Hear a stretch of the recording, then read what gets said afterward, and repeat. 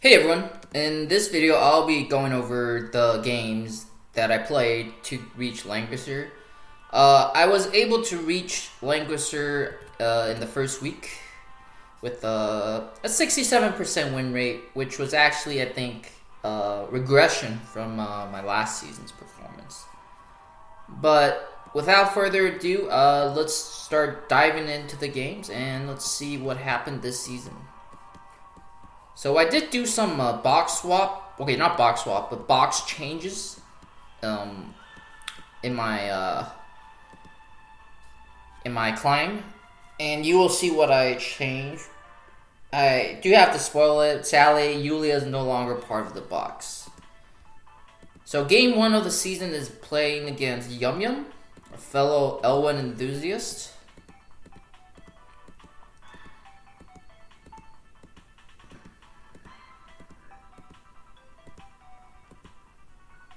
So yeah, you know, a rush v rush game. I brought out the L1 calves with the new calves. So these calves are actually pretty good. They can tank some hits. Let's take a look at what he has. So TJS with the teleport and double attack skill. Kara with her standard loadout with the dash back. Helena standard accelerated A Pepsi standard IBC. Yeah, so the Pepsi is probably gonna accelerate the Helena. I brought Amazon Champs on Yulia, Verner, also Lancer. I brought Lancer, IBC2, Cherie, standard loadout, and L1. So turn 1, he boosts the Kyra. See the Kyra range? And he gets, is this attack? Damage dealt. Yeah. So Kyra's range right now is going to include Verner, so I do have to move Verner. If I recall correctly, I did end up going defense stance. So he uses the teleport. So the reason why I moved my L1 there was because the Kyra is able to reach my L1. I'm fine with it killing the IBC. It's not going to kill the Cherie. For Kyra to kill Cherie, I'm pretty sure you need to not use one of these two skills. Otherwise, the Angels will just tank Kyra. Yeah. So I move Cherie somewhat to safety. So yeah, he kills my IBC without me getting a chance to do the what is it called, the attack buff. I also kind of, you know, it was not the best load setup. As you can see, I actually, you know, even if I wanted to use the buff, I couldn't get in position. There was no way, you know, my Cherie and my Yulia would not position well enough to get the IBC buff. So yeah, that was a mistake for me in terms of how I set up in the beginning of the game, where I put my units. So yeah, he kills my IBC. So Helena's range is gonna be able to reach the L1, but I make a gamble. Well, not a gamble. I figured my L1 would live. I am on Forest Tile, and I do have the 100% HP.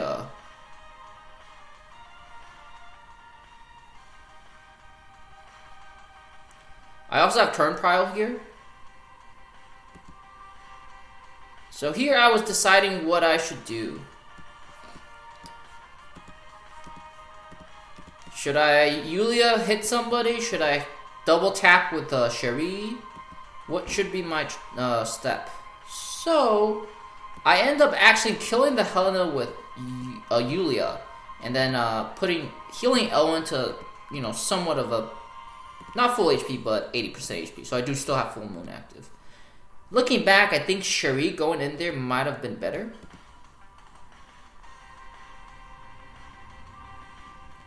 Because pushing Cherie actually pulls him closer to me, which is more advantageous for me because I do have shorter legs. Well, Yulia's short, Verner is in defense stance, so.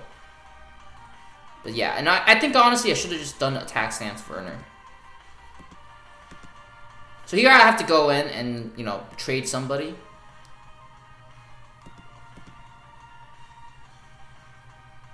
Otherwise my L1's gonna die to one of these units.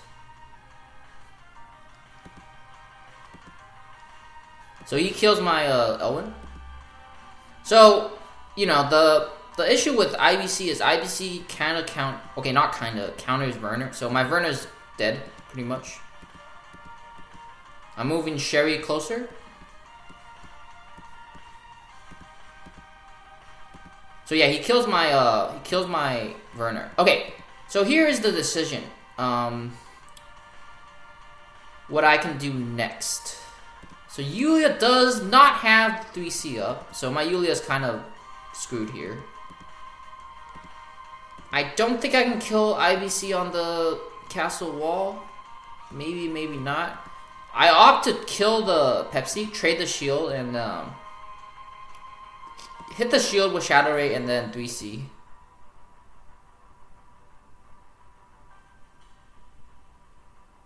And yeah, it's pretty much game at this point because he can always outrange my Yulia, so yeah, GG. But I think, you know, some mistakes with trading. I think Cherie probably would have been the best trade option there because I could hit and waste I can trade two. The Kyra, I wouldn't have to waste Owen on hitting the what's it called, the Kyra, and I could pull him closer to me. But anyhow, good game, YumYum. I think YumYum is currently ranked #1 in Apex Arena, so congratulations to him. Alright, so next game against Drakz.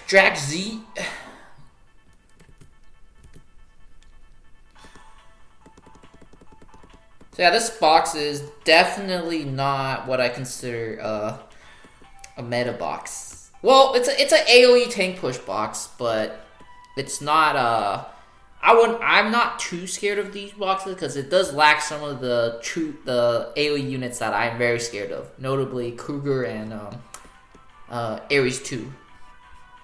But yeah, let's take a look at the skills. So AoE single target. So Virash makes an appearance here. IBC Virash. I brought double attacks. I brought no mass attack on IBC, but I instead brought it on Luke. Yeah, pretty standard loadouts. Note that Virash is Aqua class, so he can traverse freely.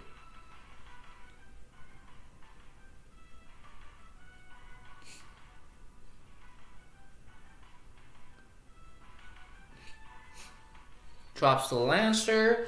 So one thing to note in terms of guard priority, summons always have less priority to guard. So yeah, turn 1 teleport. I don't want to use up my act again on TGS yet because I have the mass attack skill.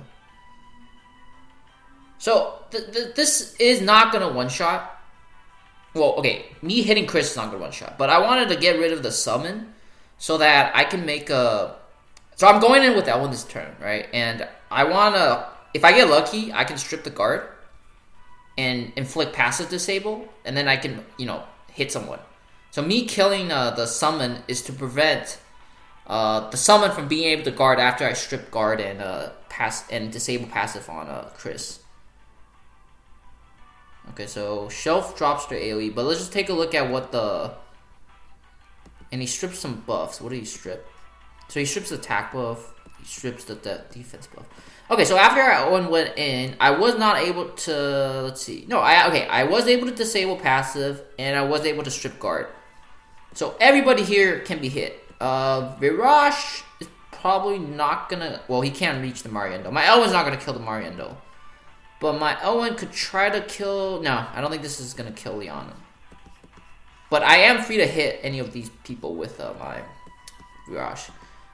And my Luke is actually up, so my Luke can actually hit the Mariendo too.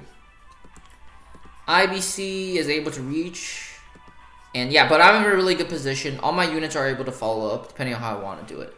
So he inflicts the attack down, causing me to miss the kill. I also did get the lucky crit, so there's that. But yeah, he takes away the first life. I don't use the skill. I want to save it because I know I can kill. So notice at this point that this Chris is still Well, passive is up. Passive is up, but she is not able to guard the Liana. And here I end up hitting into the Chris. Ooh, so that would have been a kill if the armor didn't proc. But yeah, no guard is up, so the Liana is not safe. So he moves Liana to safety. I finally get rid of the first life. And my TGS should be able to... I got the Lucky Breeze in the previous turn, so I could move my TGS and act again. The thing is, even if I didn't get the Breeze, I could just move the summon here, and then my TGS could always just move here, act again, and hit. So, not too much of an issue. So he AoEs, and this is gonna heal his Chris back a little. And he gets the clock. But this should still be enough for my TGS to kill. He gets another armor proc. But that is enough, actually, to live. So yeah, unlucky armor procs. But it's okay. You know, the Chris is almost close to dead. He has to heal with Liana. Well, I don't know. Well, I guess he won't be able to heal as much because I was able to apply the heal down. But it's pretty much game at this point because the Chris is not able to stay alive. So, yeah. I think this game was more of just a box disadvantage as opposed to really any outplaying happening. Okay, on to the next game against Matty. So yeah, Matty I actually met 3 times in total during my climb. So we'll see this guy a couple more times. And it's very funny. You'll see what I mean by funny in the next couple of games. But we had a game where we had the same exact scenario play out. Okay, so P1 Matty with Kruger. I have Kruger 2. Turn 1 Ham 2 with Air Slash. So you can reach. You can kill the summon too. Okay, let's see. Okay, not Warlocks. IBC with Lancers, double attack skills, double single target. I actually didn't even bring AoE for Pepsi. My own Pepsi has Hide though. His Pepsi has double attack skills. Virash standard. Kruger with double AoE. I didn't bring 3C. He brought 3C and Dark Dragon Breath. Okay, and then pretty standard Oboro loadout. So he does have turn 1 priority. It's funny, I actually don't think... Okay, turn 1 priority is an advantage, but I don't think it's really in... Okay, in some cases it is indeed a big advantage, but I want to say it's, you know, it's not as black and white as people say. You know, sometimes player 1 advantage is actually disadvantageous. Because, let's say he kills someone here. Well, if he kills a unit, that is. If he kills a summon, I actually still don't have turn priority. But if he kills a summon, I actually have turn priority next turn. So I can kill the person that killed my unit and kill another person at the start of the next turn. But anyways, without further ado, let's see what he does. So I was actually scared of him killing the summon. Because killing the summon... Okay, it doesn't make Luke useless. And he was very, very... He was very, very... what's it called? He was just taking a big gamble, in my opinion, doing this. Because I do run Thorns Kruger. If the Thorns went off, that hand was dead. So yeah, my Virash is able to finish this off. I don't think I even use this. Oh, I do use the skill, okay. Because the Backbreaker only has a 1 turn cooldown, so it'll be up by the time Virash is in the fray. And I did get lucky here. I didn't get the passive disable on the summon. So my Luke does still have full power. So this Kruger is going to be an issue. Nice thing is, like I said, I do have turn priority. So get a Lucky Breeze.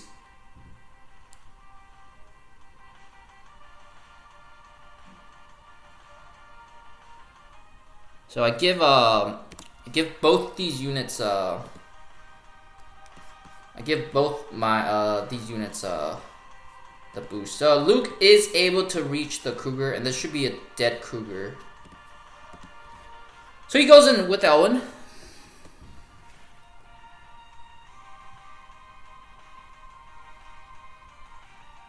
Twilight Star Elwin. Also, very interesting.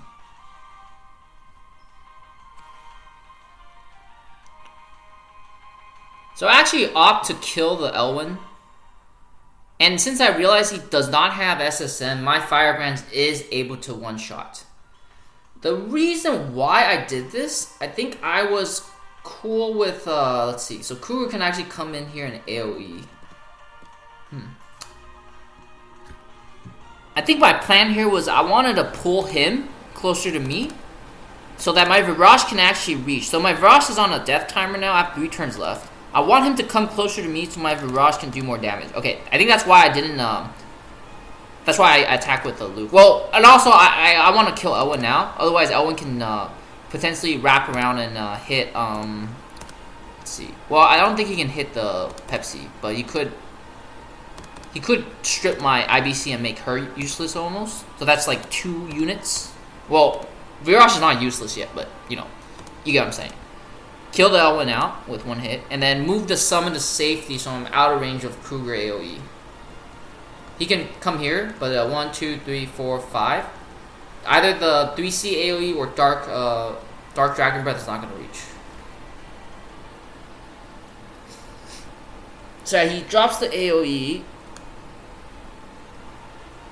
Breaks the shield. I think he strips the... Yeah, he does strip my buff. Unfortunately, he does strip the faction buff, so my Pepsi is kind of useless. Pretty bad, yeah, damage dealt, that's kind of sad. IBC does not have, well, IBC can still do stuff, but... So, still, I'm trying to pull him closer to me. So my Virash still has 3 lives. So, the next turn, I should be able to kill. So here I actually make a mistake. I didn't realize my Pepsi was open to his Pepsi's attack. So that was very bad. That was a misplace. I almost thought I lost here.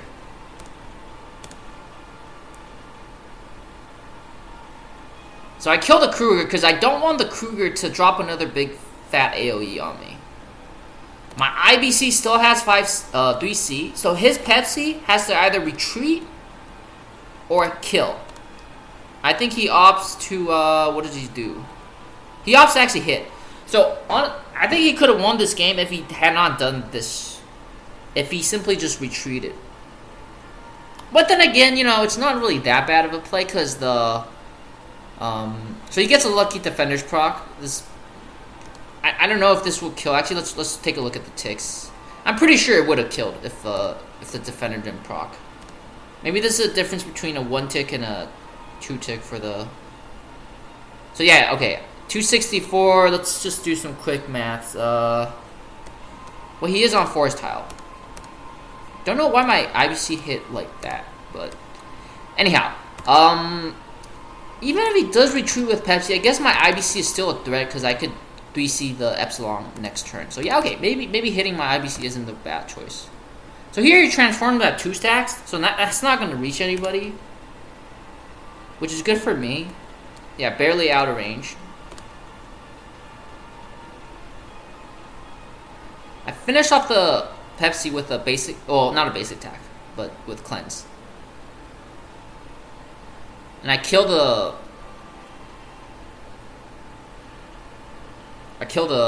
sword. Okay, so yeah, he decides to test out his Oboro's bulkiness. I don't have mass attack, but I do have Dark Reaper. And I do get the terrain bonus. He gets another armor proc, but I am able to kill, so that's good for me. But yeah, armor procs. I think this is quite unlucky for me. I met a couple armor procs last game. I met a good amount of armor procs this game. I don't think the Pepsi would have... I don't know. I think the Pepsi could have maybe lived even without the armor proc on my Luke's first attack. But yeah, I do end up getting the win, so that is all good. On to the next game against Nanaya.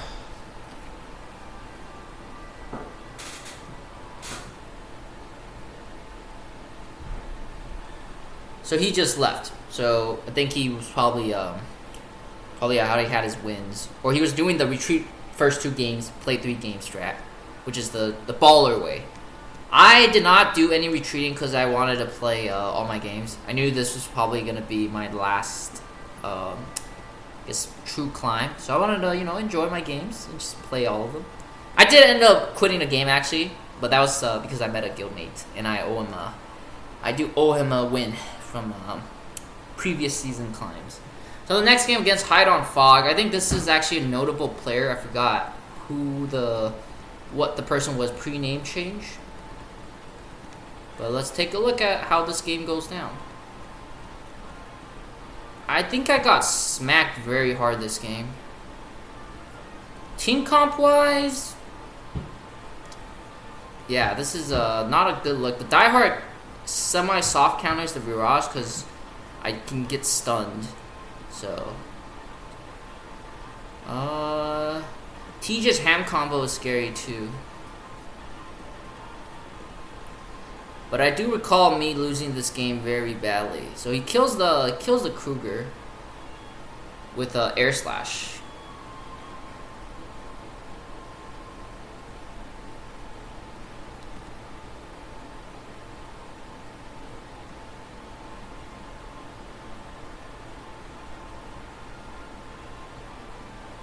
Gets the clock, but it's not really too much of an issue. My Virash is gonna finish this person off.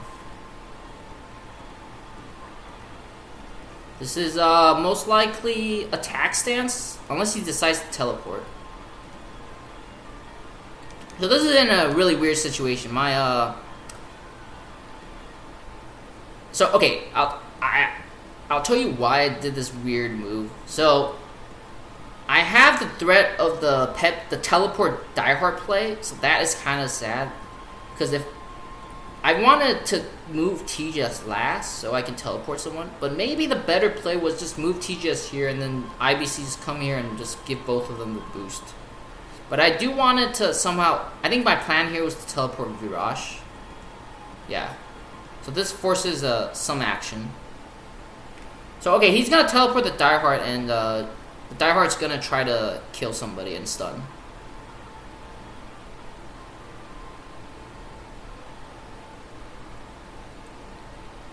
So he kills he kills the IBC and he stuns, let's see who he stuns. Stuns the TGS, okay. Notice that my Pepsi only has 1 attack skill here. His Pepsi is accelerated 8. Okay, so I think here I'm gonna try to kill okay, I killed the diehard, which is true, which is good, because if I don't kill the diehard, what's gonna happen is he's probably gonna melee attack my TGS. I actually don't know if that will kill. But this is not a bad move at all, because his Pepsi can't reach. My Virash is gonna, be active, no matter what, so. Well, actually, to be fair, maybe I should have killed with, okay, not killed, but hit with Virash. But let's just take a look real quick. He does not have skill, but actually, yeah, I should have actually. Well, D-Heart could run away. That is the thing. D-Heart could run away, but if I kill, I don't have teleport. Well, teleport's gonna be up next turn. Suppose I kill the Verner here. He might be able to one-shot. I don't know, actually, if he can one-shot. I don't think Diehard by himself meleeing is going to be enough to just kill the troops and a lot of TGS. Because remember, the fairies do take melee damage. But regardless, by doing this, he is able to get defense stance. I hit into Pepsi to break the shield. I don't use a skill. He takes my first life. And takes he takes a couple more lives from me.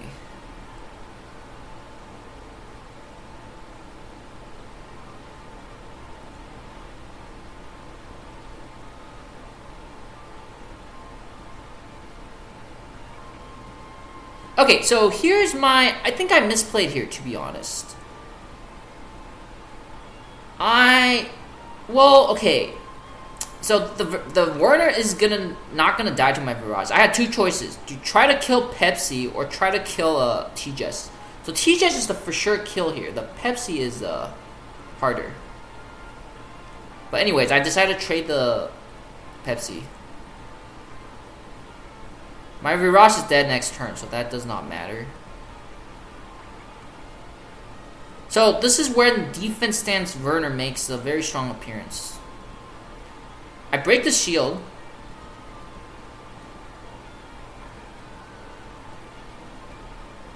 I need a 1 turn left, so I sack my Virash. He kills my T-Jess. I kill his Pepsi. So now it's Virash versus Pepsi 1v1.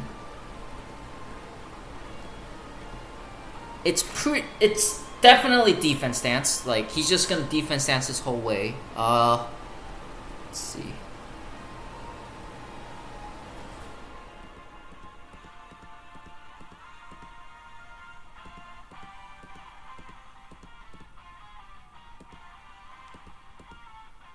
Okay, so I think this was the first mistake.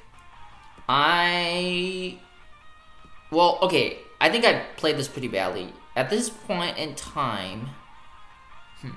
Well, if I attack into the Verner is not going to be able to kill me, but I'm not going to be able to kill the Verner either. Okay, well, here's the mistake. So he goes into the tree tile. This is actually bad for me because there's he will get the fixed damage.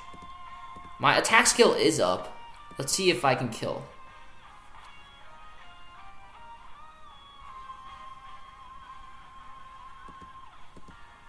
So yeah, I make a mistake here. I actually should have just tried hitting into the Verner right here and then. Do have the attack up. My shield is let's see, Shadow Stealth. I am losing on damage too. But yeah, I think I should have just killed try killing the Verner. I don't think I'm gonna kill, but so here I get a lucky armor proc. But you know, regardless, I still have some units that live. But the armor proc definitely does help. So here I'm in a tricky situation. He can basically just kill me. Because I can't break through his defense stance.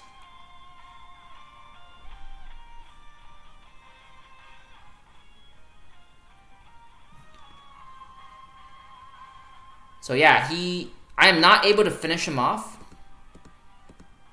And he is able to win the game.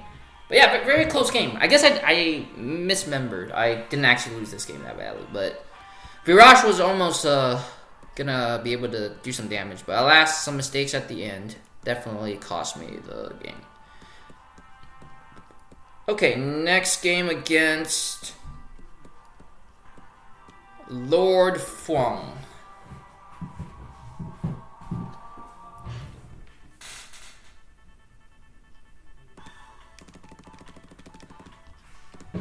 Okay, so Hilda. So yeah, I brought my Hilda out. Okay, this was a bad match. I remember this game. Yeah, I got destroyed. So I need to practice tank pushing. You know, well, not practice because I won't be able to practice, but tank push. You know, pushing with tanks is something. Positioning with tanks is something I need to learn better.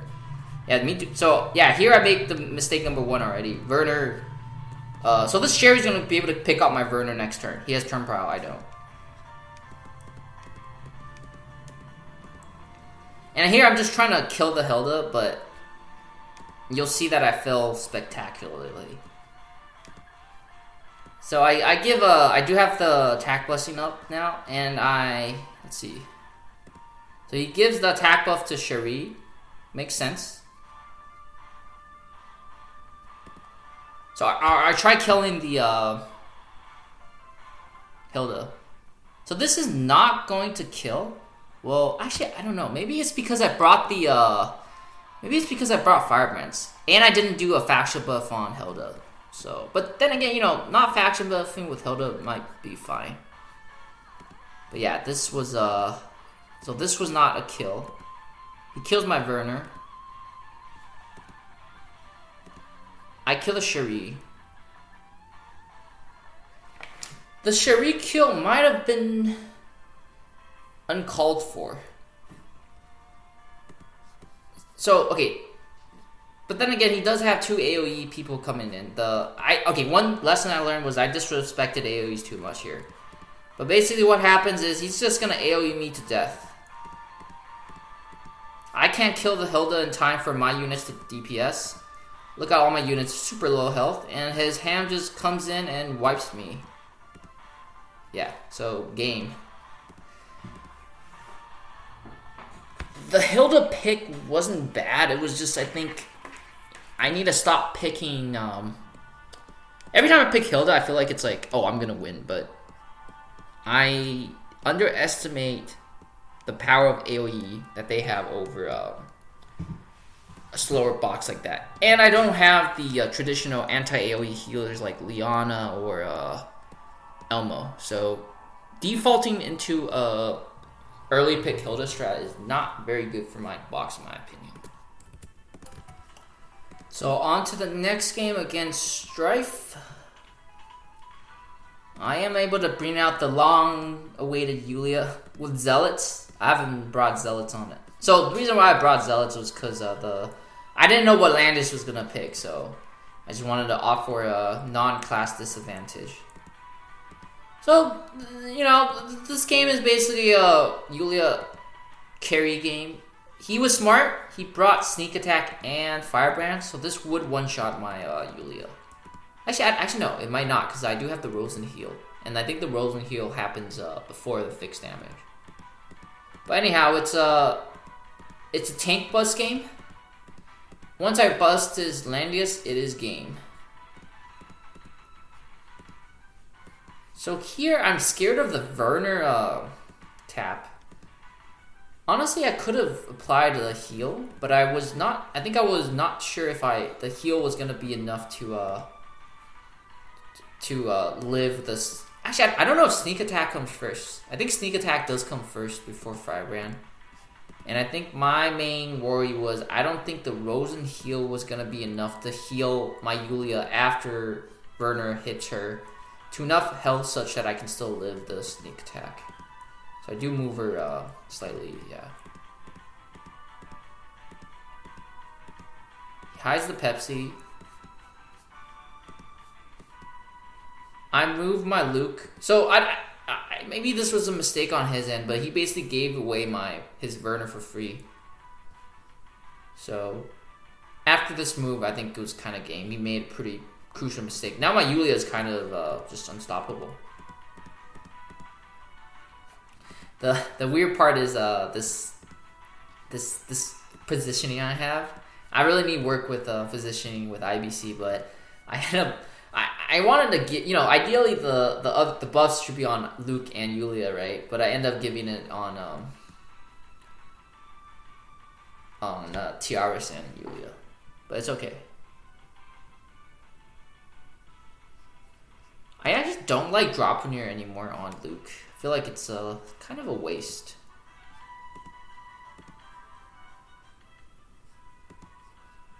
Not a waste, but I think you either go attack accessory. Well, I guess Drakz is attack accessory. You either go Dimensional Jewel or the Vidar's Rose, or even fixed damage immune Luke. So yeah, here I'm just trying to kill the Lando now. Once the Lando dies, I'm gonna be able to win the game. His Pepsi's out of attacks, so that's good. And yeah, once the Yulia reaches, I will be good to go. Ooh, that was close.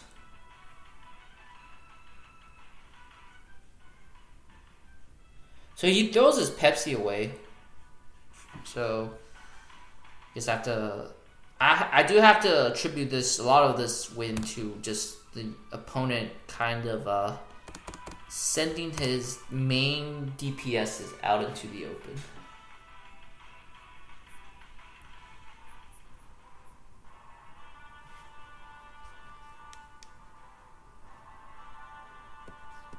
Next game against, let's see,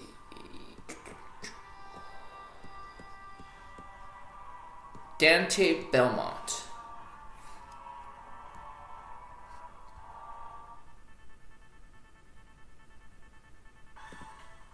That sky map, best map. I really like Firebrands on Luke. Maybe it's kind of a bad pick sometimes. I might need to figure out when to stick to Storks. So I opted for a double attack skill TGS here. Cherie with the not Shadow Raid.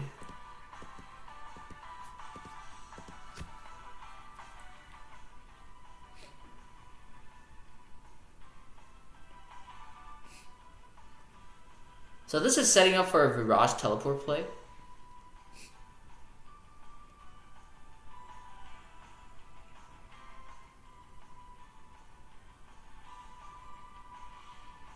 Again, I put my units in a very weird spot. So Virash does lose the first life.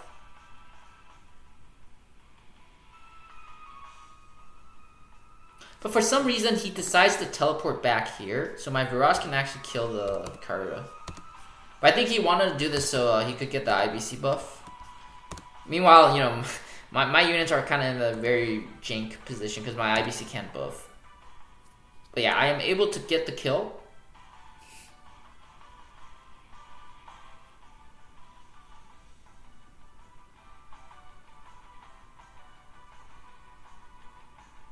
He decides not to use the attack skill, which is fine. But the stun here might have been good if he stunned here. But he didn't. And he almost kills himself too. I think if I crit, I would have been able to kill.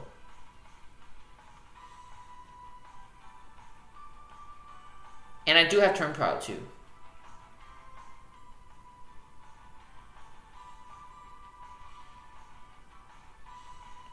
So he is not able to get the IBC buff up too. But I also don't have it. But nonetheless, my TGS is able to finish off. And it's pretty much game at this point. My Virash still has a couple lives. He kills the... I have one life remaining. And I decide to kill the... try to kill the Oboro. And I do end up killing the Oboro. So yeah, it's a pretty nice little game here with Virash. Doing a lot of stuff. But then again, he did get greedy and only teleported the Kyra back those couple blocks. And he didn't stun my Virash. So those are definitely some mistakes from his end. Okay, next game against Vice Lord. So Vice Lord is an Empire box user. AoE Empire box user. Okay, he runs away. So far I got him 2 wins from forfeits. Or maybe he ran away because he got scared. No, I'm just kidding. But yeah, he probably just wanted to retreat and start climbing ASAP. Okay, next game against Tomato.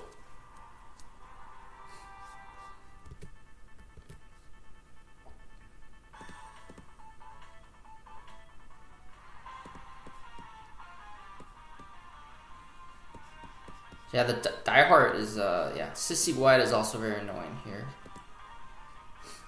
Oh yeah, let me show the skills. Pretty standard loadouts, double attack skill, unicorns for this map. Unicorns might not, well, I think I wanted to be able to have mobility. Because unicorns is not killing the Cherie. Yeah, pretty standard. This was just to bait the Verner. I mean, bait the Kyra. I honestly should have won attack stance. And just try to see if you can call my bluff. Oops, let's take a look at what the Sissy White has.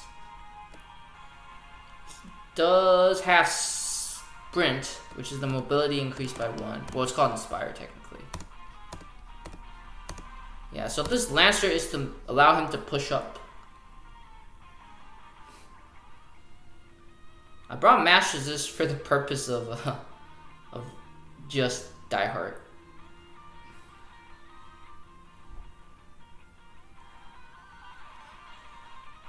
Gets the...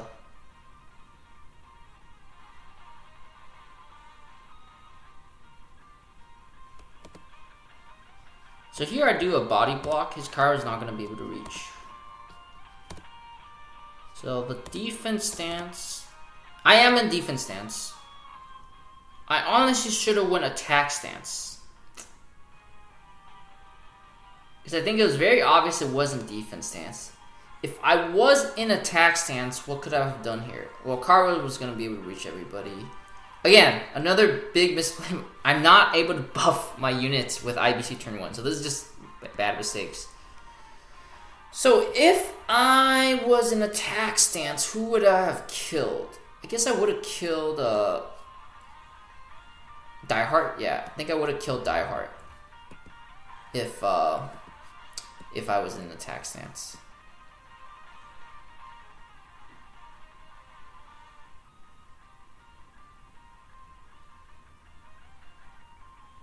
And again, my IBC is not able to buff anybody, so that is very sad. Yeah, it's pretty much game. But the funny thing is, this game actually gets kind of close. So I'm able to kill the IBC in defense stance with the attack skill. But my Pepsi's kind of dead. I mean, my Verner's kind of dead. Here I kill the Diehard. Again, I brought only one attack skill.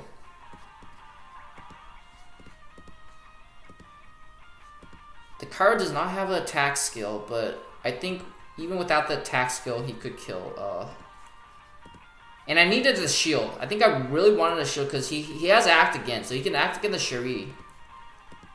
So yeah, I had to use the range attack here. He killed my tiaris. Moves up, moves up, moves up. Acts against the Cherie. Let's see what happens.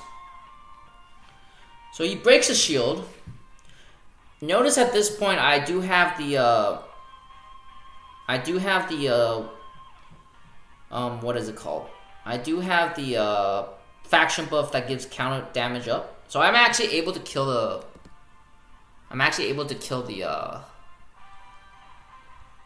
the Cherie.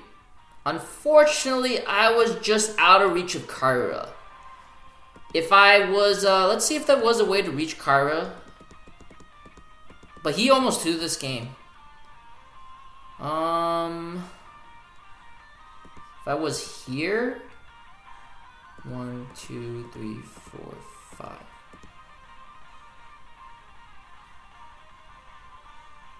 5. Wait, hold up. Okay, no. Well, regardless, the reason why I moved here was I wanted to be out of Kyra's range. So yeah, regardless, yeah, I wouldn't have that. But nonetheless, I think I kind of threw the game right back at him. Let's see.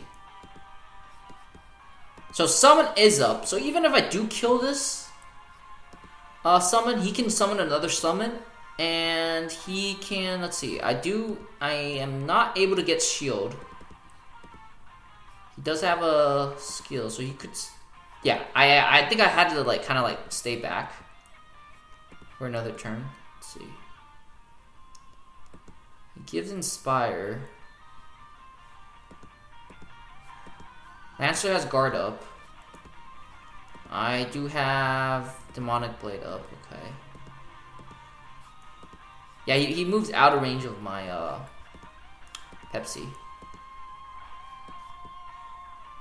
The funny, interesting thing is, I did not realize this could kill.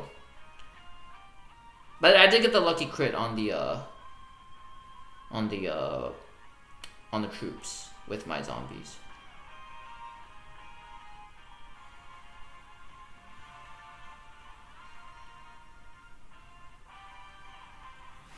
Okay. So my Pepsi only does not have faction buff. The Kara has both skills.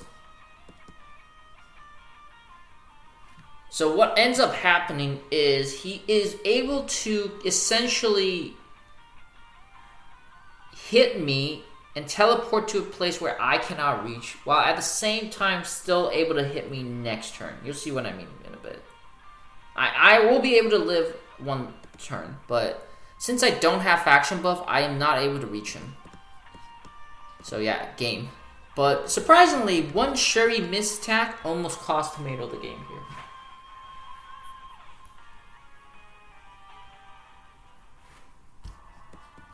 on to the next game against Jagger.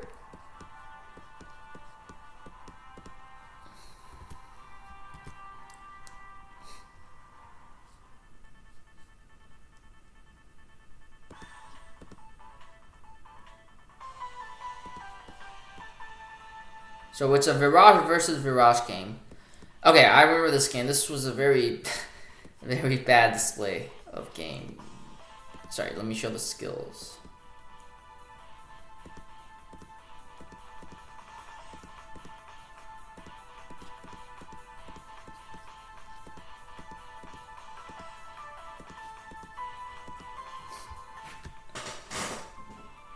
So the issue with this is he did end up getting Archon and IBC, but I did get a lucky Tenuous proc. Tenuous proc is actually kind of like a, what's the word? Not blessing, but a curse in disguise. Because of the fact that it's only 2 turns, while the IBC buff is 3. So he uses 3C here. Smart, smart. This forces me to essentially have a somewhat useless Virash.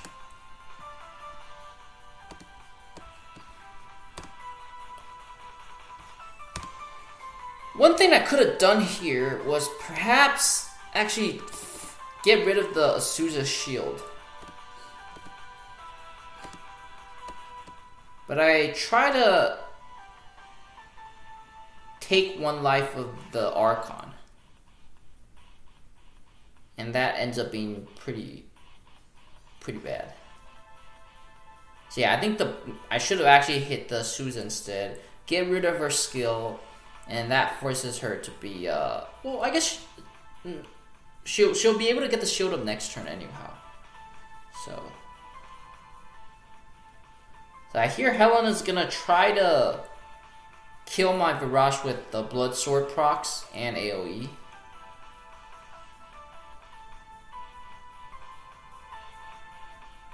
And he gets 1 proc.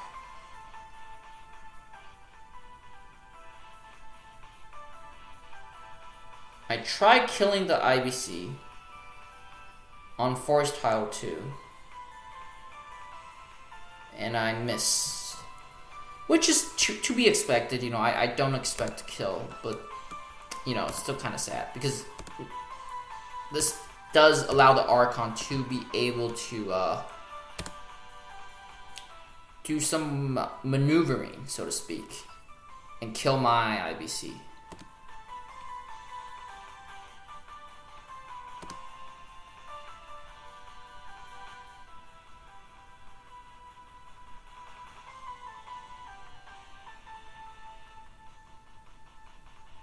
He does end up using up 1 of his lives to kill me. At this point in time, Helena still has the AoE. My L1 is out of reach, so I can't. Even if I try killing this Helena, it's not going to kill because it's Forest Tile and Angels. Helena still has AoE up. Azusa is still able to. Well, he can't reach Pepsi. What should I have done here, I guess? Let's see. I guess I should have pulled L1 back here and killed the Pepsi. I mean, the Archon. His IBC used up her skills. Yeah. Pull the L1 back. I think what I end up doing is killing someone with killing the IBC. Oh, sorry. I mean, okay, I end up, which is not the best mistake. I was hoping I could heal up, but I think the best play here was actually just pull L1 back and kill the Archon. I wouldn't need to use an attack skill. But yeah, at this point it's pretty much GG. He is able to kill my L1, and my Virash is not going to be able to do much.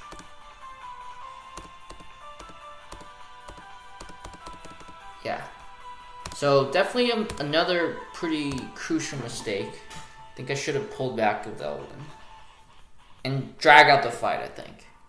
That was the plan. And maybe I could have had a slightly higher chance of winning.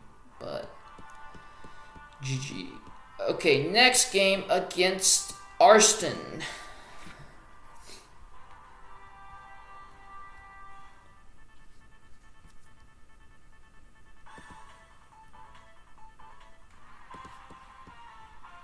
So this is a double sin, double tank comp. Something that I have not seen for a long time. Double cast. So the Sand Sea Merc pick was kind of bad. But it is okay. It is okay. I myself do have 2 sins myself. So I should be able to outtrade them.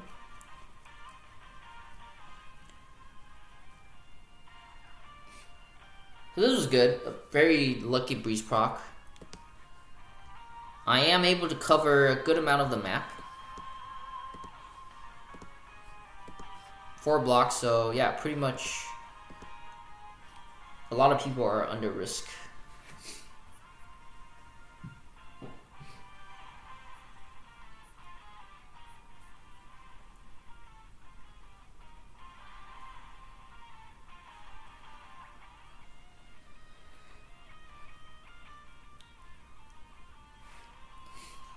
I get the good lucky breeze proc on Luke too, so that's nice.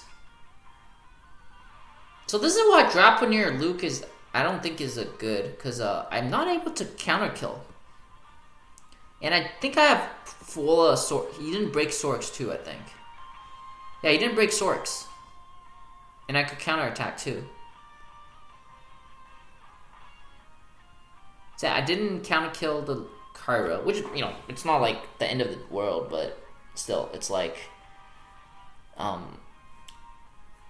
it's a little sad. So why did I push Pepsi to safety? Well, I didn't want the Kyra hitting. The Kyra ends up finishing off my Luke, so both attack skills are down. And I go into Shadow Stealth mode. I didn't go in with Verner yet, because I don't need to. I can always kill the Verner at the end of the turn. I wanted to see how he's going to move his units. This is to get the TGS teleport.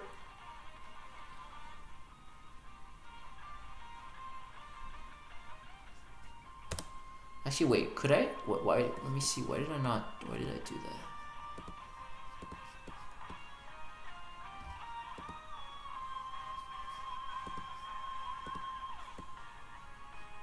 I wonder why I didn't just kill the Kyra.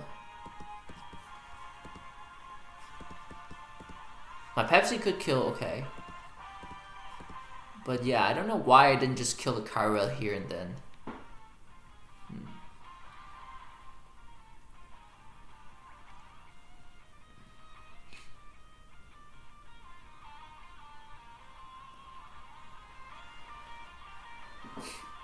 Okay, so I do kill the Kyra now, as opposed to the next turn before. So no crit, no problem. Also not full HP anyway, so.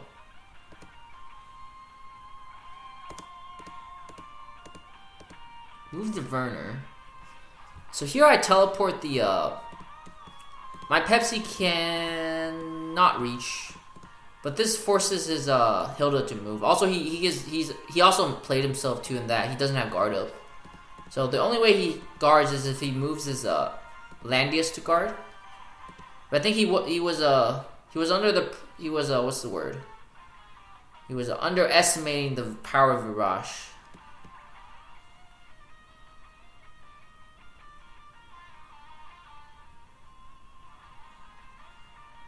Okay, maybe not underestimating it. I maybe overestimated the power of Virash, but the backbreaker does put him in range of my Verner and Pepsi. And yeah, so game at this point. And it's just a matter of just killing his enemy team now.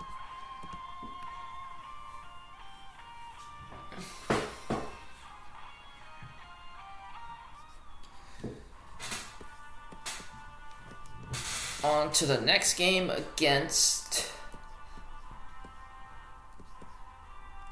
AlexDK.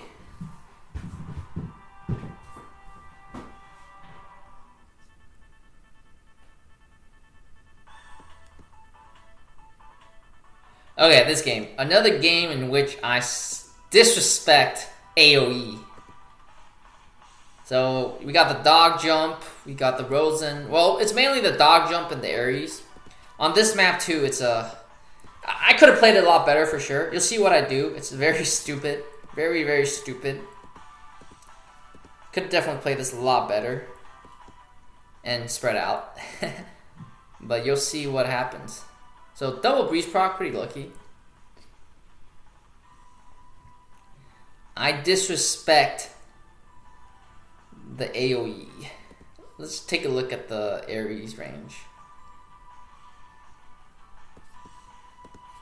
So 1, 2, 3, 4. Yeah, so you can kill, you can hit here. Go into defense stance. Gargoyles might have been better here on Pepsi. But yeah, so see, I'm like, you know, I'll let your Ares come at me. That was what I had in my head. Can my units tank 2 AoEs? In my head, I was like, oh, okay, that's easy. That's an easy tank. And as you shall see, it is not an easy tank at all.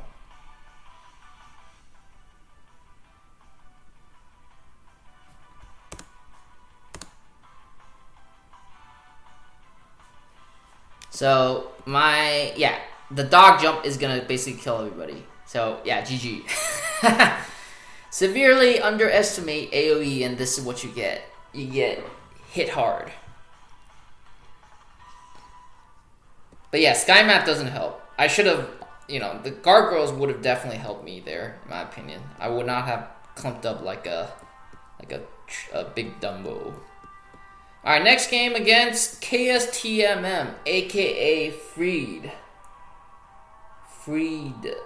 Okay. So I think this game is on his channel too. With I think Luzmas is in like a Discord chat with him. They were talking. It's funny, I was watching their video, and I think at this point they were saying that the Cherie wouldn't be able to kill my Cherie. Let's see. Well, I guess it's at this point. I do have Forest Hayl, so that is true. And he has a 50% attack buff. Whether or not Cherie dies here is not clear. Actually, no. I think they were right. Cherie will not die. And I think he ends up killing my... Okay, he kills the Luke and the Summon, which is, you know, alright. But I actually like this trade. I get Cherie under 100% HP, and then my Pepsi can kill next turn. He also made a mistake. I don't know why he put his Oboro here. Because he has to transform next turn. Otherwise, he dies to Fog. Give my Cherie the Queen's Crown. Go in with the AoE just to get rid of some stuff. He heals up. I don't have hide. I bought double attack skill, but Oboro, remember, Oboro does not have attacks. Has to transform this turn. He transforms and he can't reach anybody. And I am able to luckily kill the Oboro and stun the Hilda. And the Hilda's dead next turn, but yeah, GG at this point. But I think I don't know, the Cherie for Luke trade isn't bad, but I think killing Pepsi might have been the better option. Killing the Sin, yeah.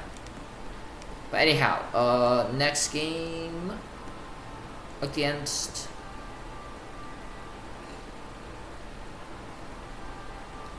PigBelly.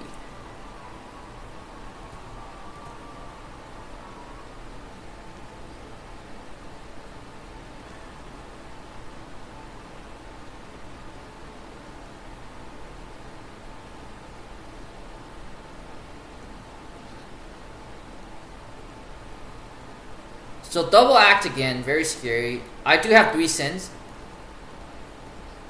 Let's see how I play this game. Ideally, I should be able to trade out all his units because I have more sins. He actually misses the kill. Let's just rewatch that.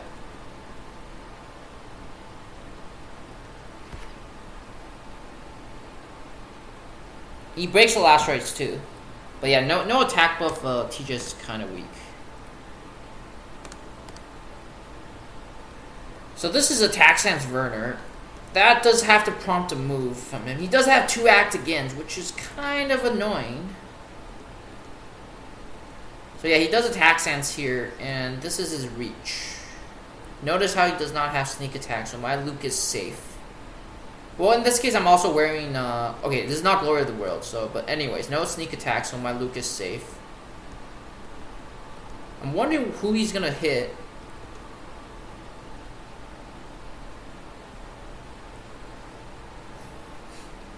He actually hits the, Virash. I don't know why he did that.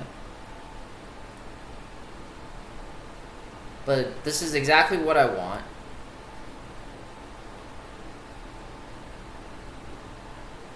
I'm able to snipe his Kara.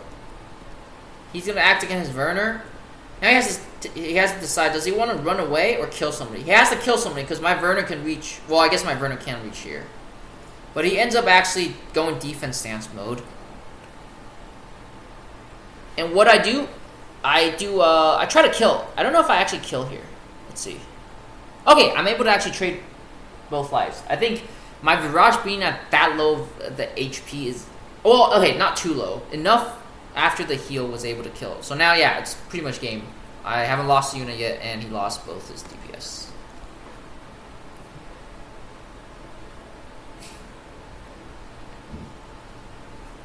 On to the next game against Xaph, or Xaph. Xaph? Xaph.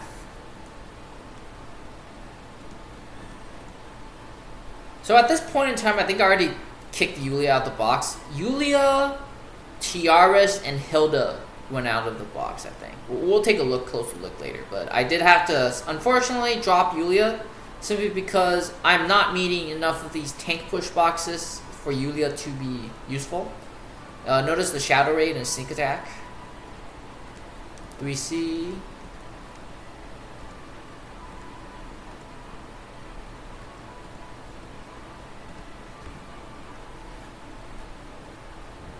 Good thing I was player 1. So the Rosen, Rosen does still have the stacks, but my Kruger is really there to just be annoying.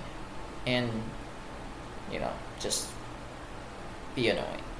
And hopefully have the Pepsi hit into him, basically. So, my IBC is going to be able to buff the Verner. So, my Verner is going to be in a very good spot next turn.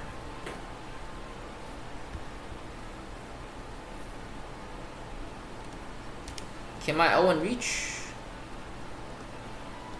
No, he cannot reach. So yeah, I give the buff to both units. Shadow Raid. Sorks might not have been bad here, to be honest. But yeah, this he has to move Pepsi and TJS to safety. He hides. I move my Elwyn up. He actually does not attack. Okay, so my Kruger is gonna try to break the shield, the 100% HP threshold, but I think it's enough to. No, sorry, I meant it's not enough to break the shield. I think. I think I went attack stance here, but I was trying to bait him to hit me. Okay, not bait because I went attack stance. I was trying to make him think that I was in defense stance. Okay, so here's kind of a. Okay, so. This was kind of risky here. I was betting that his Epsilon was not... One stack Pepsi is not going to be able to kill my Elwyn. He actually has Miracle, so that is actually kind of hard. But the thing is, even if he does hit my Elwyn, my IPC can finish him off. So he has to move his Elwyn now, or he has to move the Chris.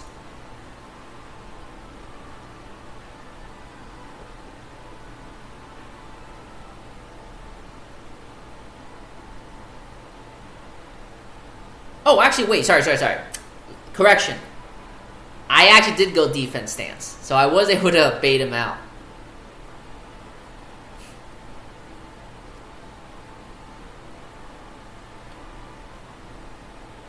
So he does not use the 3C. If he used the 3C here, I think he would have killed.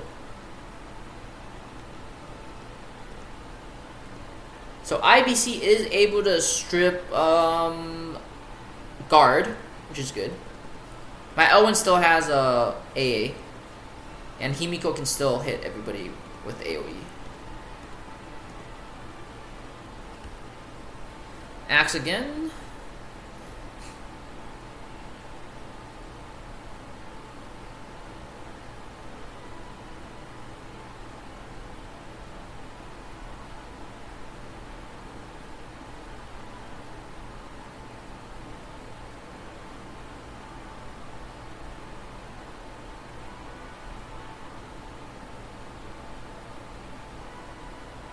So yeah, this shouldn't kill because holy he doesn't get the holy advantage. And if I remember correctly, what happens is I melee attack the Shadow Raid and this would kill. Yep, and it's pretty much game at this point. The plan is to have Elwin clean up, but he actually lets me kill the Rosen for free because remember I stripped the guard earlier. Yeah. So I'm able to kill the Rosen, and it's pretty much game at this point. My Shadow Ray can always come up. Oh, I actually didn't even use Shadow Ray because I stripped the card. Yeah. So I didn't even use Shadow Ray when I killed T-Just here, and he didn't even heal himself. So yeah. But yeah, it's game.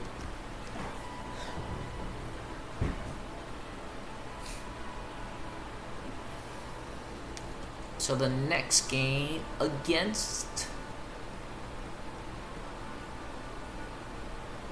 Maebari.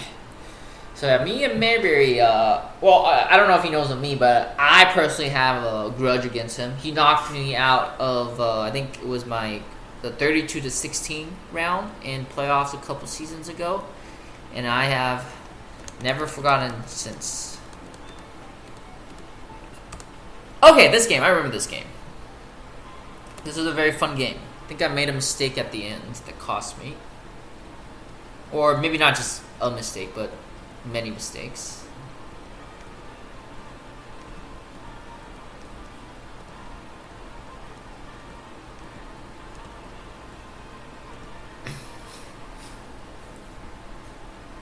I did bring one single target skill on Vincent.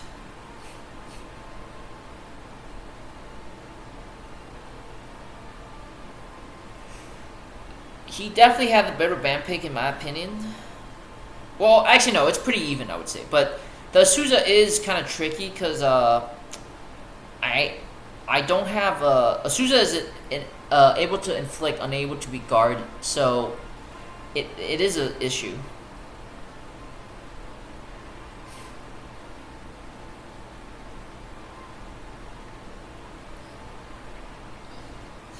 So yeah, I'm just pushing forward with Virash. He gets a nice little Tenuous proc, but I'm also able to get a nice Breeze proc. So this is his range. He can hit the Vincent. So yeah, this Tenuous proc was annoying because he could hit from this tile. Before he had the Tenuous proc, he could not reach this tile. Yeah, so that is rather annoying. Even if he had Breeze, he would only still be able to reach here. So he couldn't retreat, hit and retreat.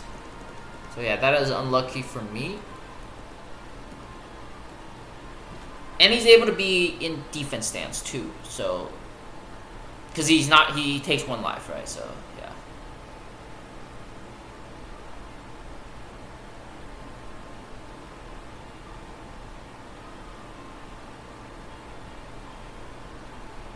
And he's able to move on to the tree tile.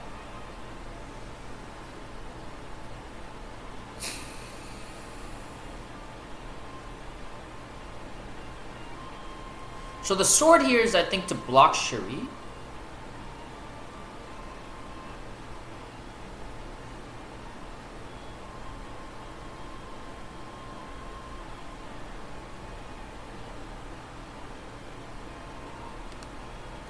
And he still has turn prowl, so this is actually kind of annoying. My Owen cannot reach the ham. And the Ham still has teleport. And my Cherie got hit with the... So I do have passive block on... Let's see. Yeah, so Cherie, I'm like... Well, it's not... It's a pretty high probability Cherie ends up getting the passive. So Ham can actually guard ignore next turn.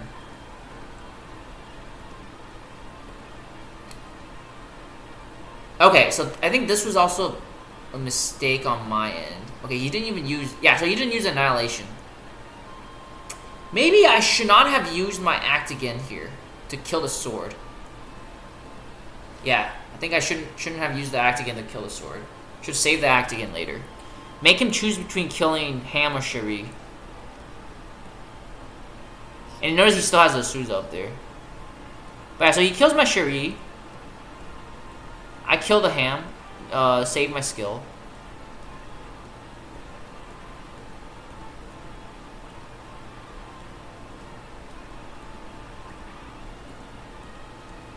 So he takes the first life with a Souza. I have 3 turns left. Okay. So what do I decide to do here? What do I decide to do here? So I move Hilda up, okay.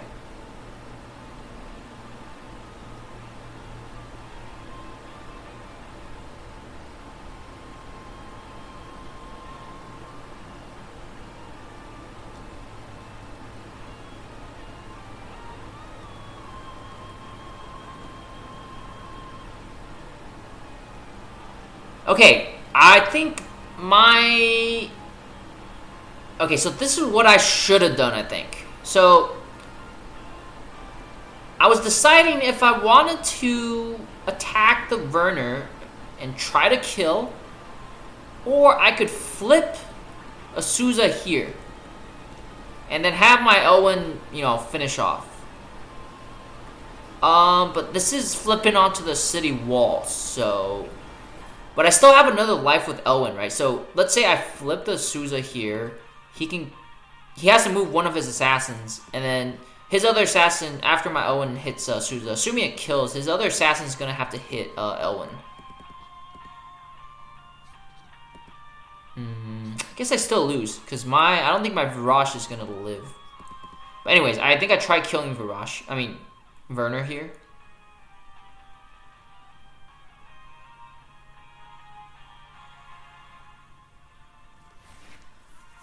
And I think I do end up killing. Yeah, so I do end up killing, which is nice.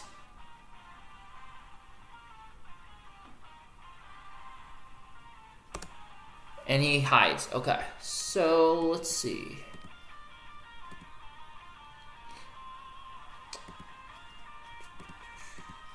What could I have done?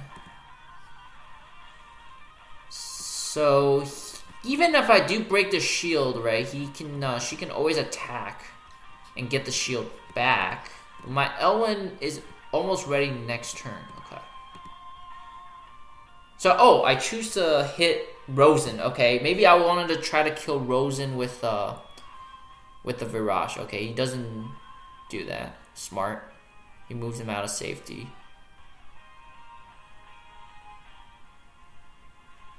I do Backbreaker, hoping to... Okay. Yeah, so this was why I was deciding if I wanted to hit with Virash here. Like, by using the AA, I am essentially wasting a turn on his 3-turn life. So maybe, you know, by pushing him here... My Virash could potentially still reach the other units, assuming they come after the Elwin. But anyhow, you know, I think, yeah, it's game at this point. I do have a AA now, but he is able to dance around. And does he have hide? No, but he does have shield. And basically he can trade, like, you know, say I go in, right? Well, I guess I could have actually tried killing the... Interesting. Hold up. Okay, so the Rosen can reach, so I have to move the Elwin first. Okay, but my Hilda's unable to be guard. But I could strip everything. So assume, let's say I kill, well, I can't kill the Azusa, but I can get her low. Let's see.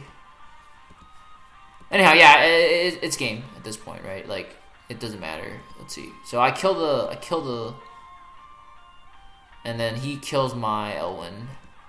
Okay, yeah. So game, close game though. GG.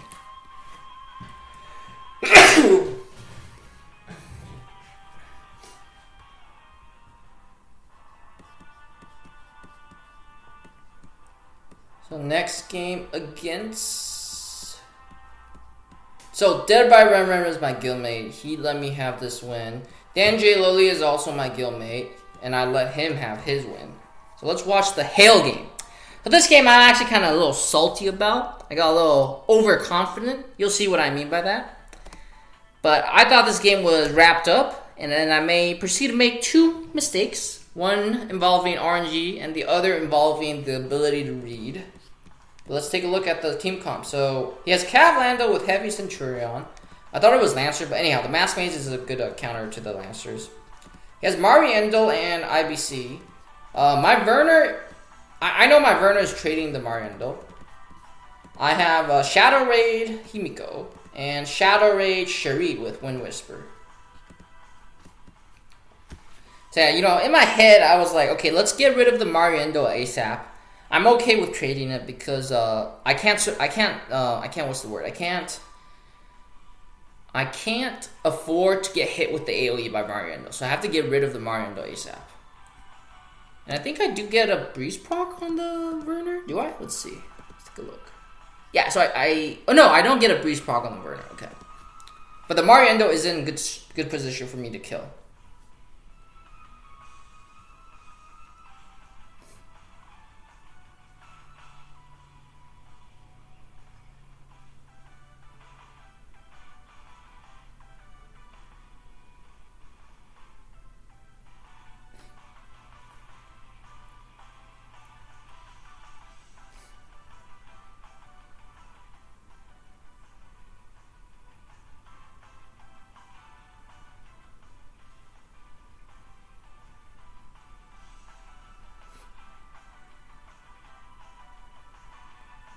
Okay, so I go in with the AoE first. I was hoping I could chip enough of the Warlocks down such that my Verner can kill without dying.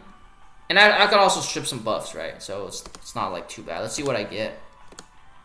I guess I don't steal anything nice. But the Warlocks, yeah, they're still full HP, so that did not work out as intended, but it's okay. So yeah, so this is gonna be a trade.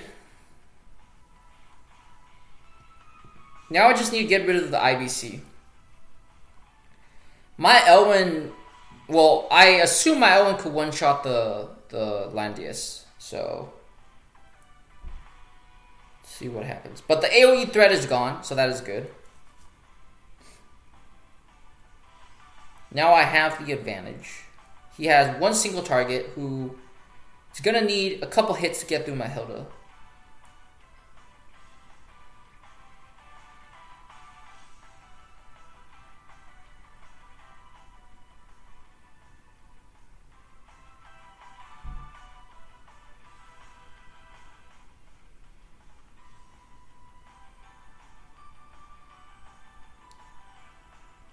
Ooh, so he even almost kills through the Templar Knights. But alas, one life is good enough.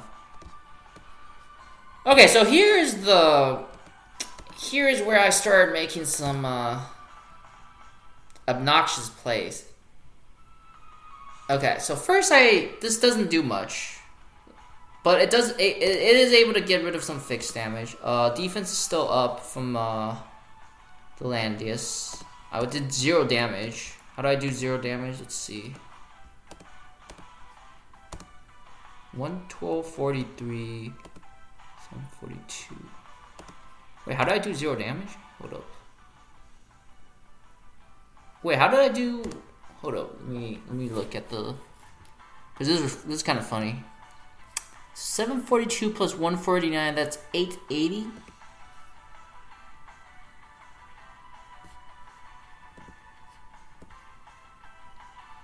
Range damage decreased by 15%. Okay.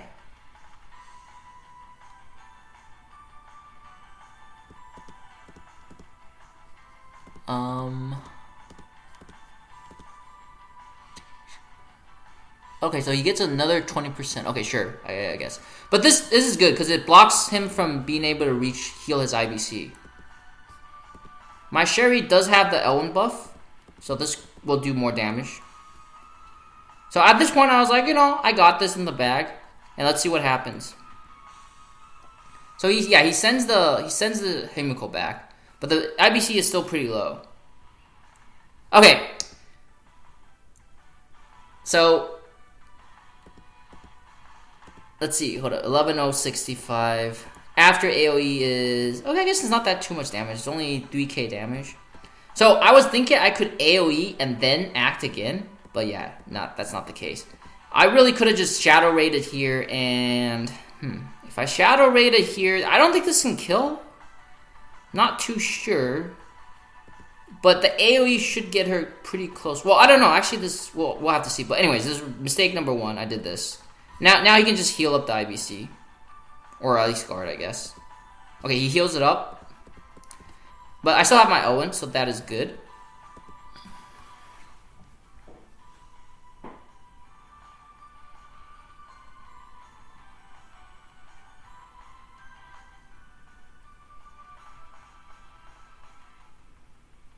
So yeah, I blow up the Landius.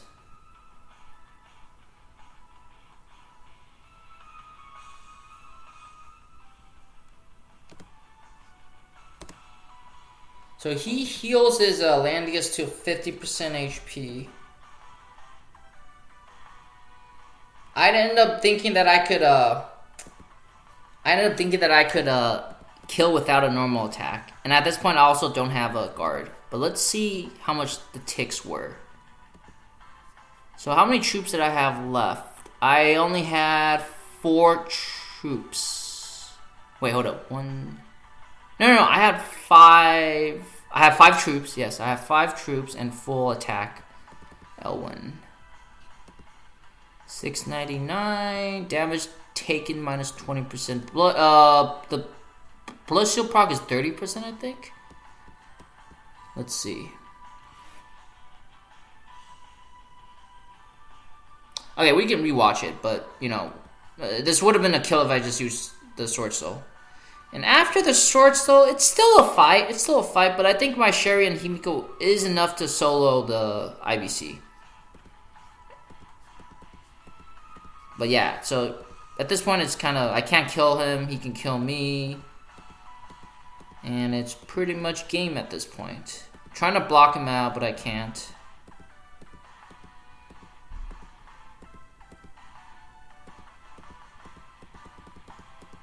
But yeah, GG. I am curious if the Cherie would be able to kill the IBC. The IBC does get the damage reduction from Landius.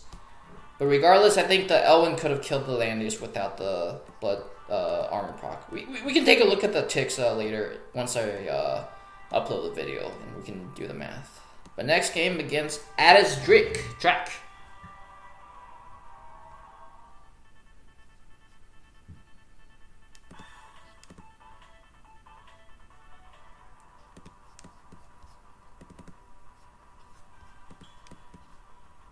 And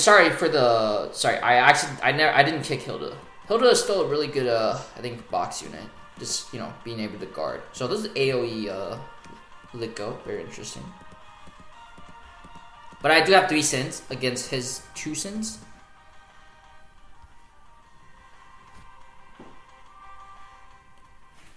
And I have an AoE unit that could cause some damage.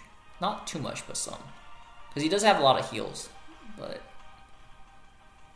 having 3 sins does make him need to go in the offensive.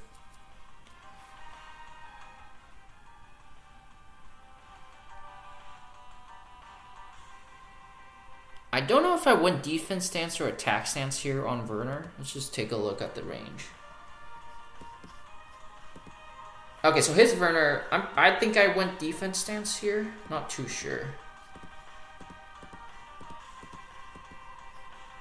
So I push Kara here, so he basically has to attack my Kara. Well, if it was an attack stance, he would be able to hit it.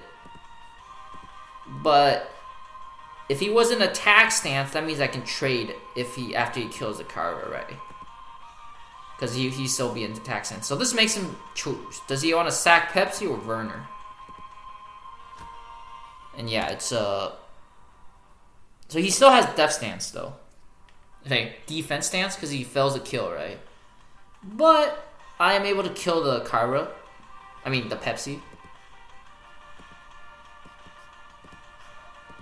I guess I was scared that I won't kill without the crit, which is valid. So I wanted to... Okay, so now I can reach. Don't know why I don't go in yet. What am I doing? What am I doing?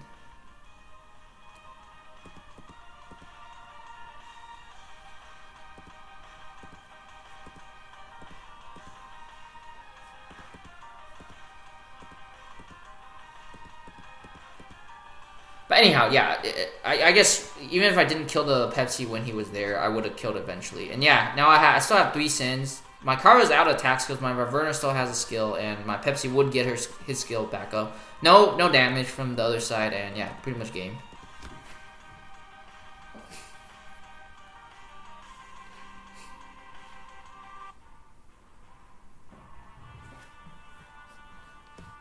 Okay, next game against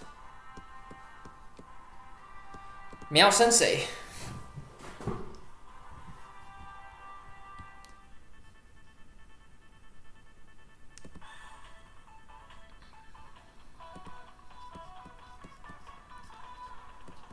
Okay, so we got Himiko. Okay, Omega. Okay, last attack. I brought a stun for Himiko. If I stun him, the Himiko talent will go off, so I can actually kill one shot. Okay, 3C. So Omega's range with Florentia is 1, 2, 1, 2, 3, 4. So I do have to body block with Virash, which I think this is what I did.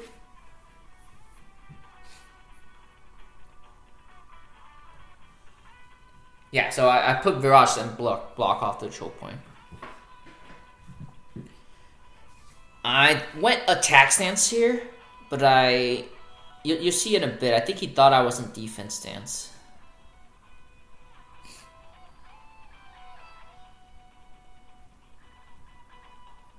Trying to get a nice little Tenuous Breeze. And I did get the Tenuous Breeze, which is good. So, okay, I teleport TJS in. I teleport Verner in. And he is going to try to kill my Kruger. So if my Draupnir went off, my Thorns went off, he would have died for sure. That was very close. But this essentially almost disables the Omega. I'm able to stun the Himiko. Himiko is a high priority threat here because the AoE stings. I don't have any sustain. Okay. So now my Verner is in defense stance.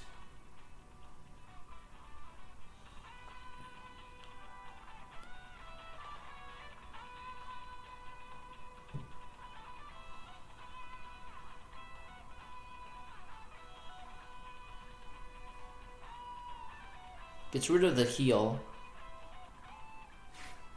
Okay. So here I was trying to hope to get a lucky breeze proc. If I get the breeze proc, I can kill the Omega. Since I didn't get the breeze proc, I had to opt to just hit. I think I just end up hitting. Okay, I just retreat. Okay. I forced his Helena to come out. Like his Helena has to come out and hit somebody. Let's see who he hits. So he tries to hit Virash. Okay, gets rid of the life.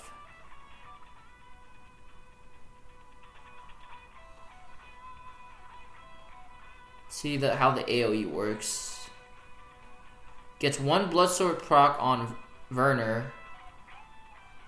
Gets 2 procs. Okay, that's unlucky on my end. So my Verner's dead. If Verner didn't die there, he could have probably forced Omega to act.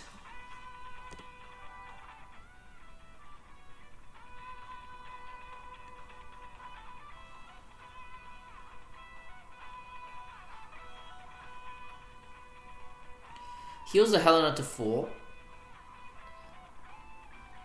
I kill the Pepsi. Oh, Omega. His Helena has to choose now. Does he want to kill my T-Jess or does he want to retreat? Okay, he guards with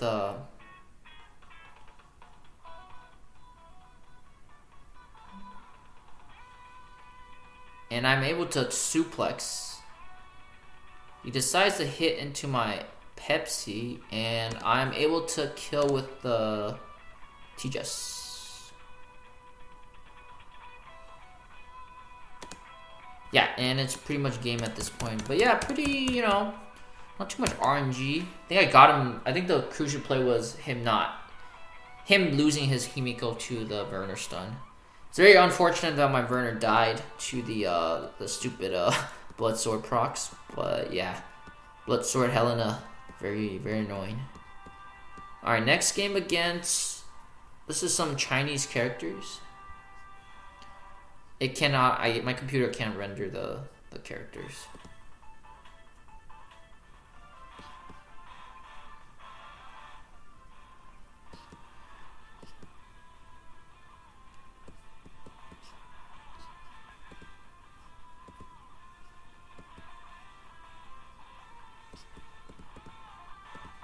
Take a look at the skills. Pretty standard.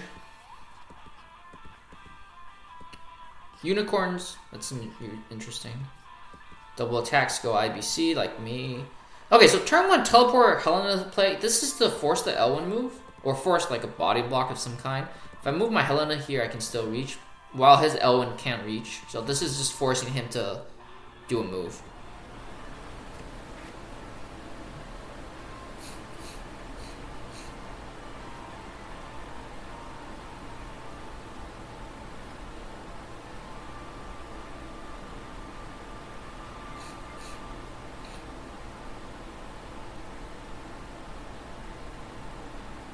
Don't know if this is defense stance or attack stance. So again, my IBC is not giving any what's it called, buffs yet. He does have act again. I think this is so he doesn't have sneak attack, so he can't one shot my Luke. So I'm good. His Cherie can reach, so that is the issue. But I do have state guards, so this might be counterintuitive. Let's see what he does. So okay, he does act again, the Cherie. Let's see what he does. So Shadow Raid. Okay, that's smart. Shadow Raid first, get them low, and then would this kill? Okay, it does end up killing. I think the magic damage is very crucial. So I can't believe this actually lived.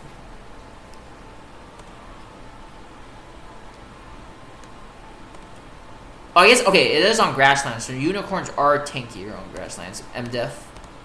But I am able to kill and finish off the Cherie with the summon.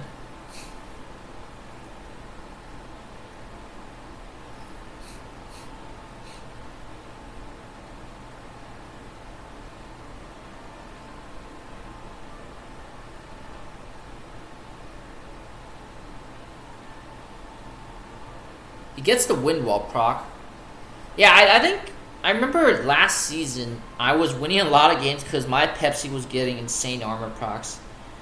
I guess I get the crit here, so that cancels out the effect. But I do end up getting armor procced a lot this season by my opponents. So I guess, yeah, what comes around goes around.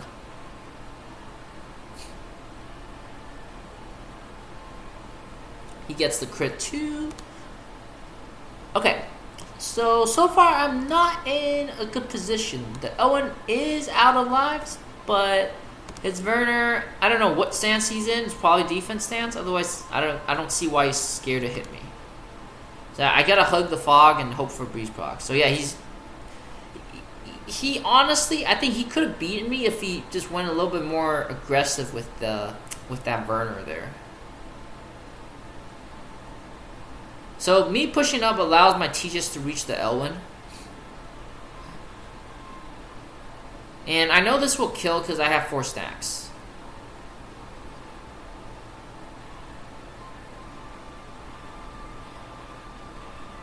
He uses the 3C with the anti-heal... Okay, not anti-heal. Heal reduction on my Tejas. This is good. This is good because my Virash would like to have would not like to have that heal reduction. Okay.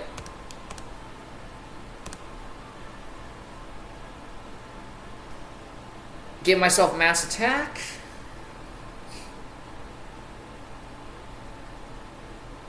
So he was in defense stance the whole time, I suppose. Don't know why. He could have honestly won attack stance. I had no one that could reach him.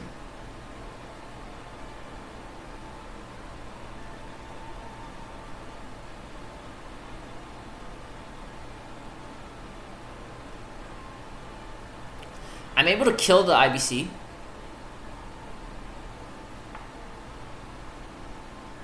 And I get a pretty lucky Tenuo's proc with the heal. This won't kill because of the attack reduction. I actually don't even get any attacks off because it was in defense stance. But the key here, I think, was to give backbreaker, so he couldn't. Well, I guess he could still reach the Luke, but he can't reach the summon. That's the key.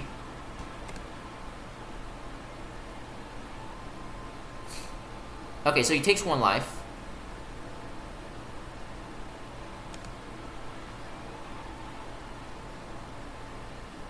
So this does not kill. Okay, so here's a mistake that almost cost me the game. I thought this was Inf Verner, so I attack with the summon. Yeah, I almost threw, but he threw harder by trying to heal, by not moving the Verner into somewhere to kill my Luke or Virash. So my Virash is actually able to kill the Luke. I mean the Verner. And yeah, it becomes a Luke v Liana game. My Virash also got breeze, so that was good. So he goes on the tree. I give mass attack to both of us. So this won't kill because of the class disadvantage. Backbreaker is to push her back, so she can't reach my Luke. The other opponent does have the damage win, so I do want to make sure I get enough hits in. And yeah, it's basically a Luke versus Liana, and I'm able to kill eventually.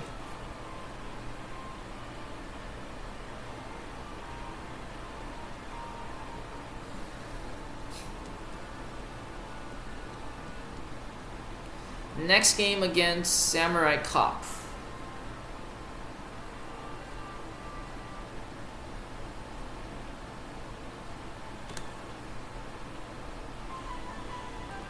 So this is a Clotaire. Okay, this is AOU Rush, and I'm able to get my hands on Ham.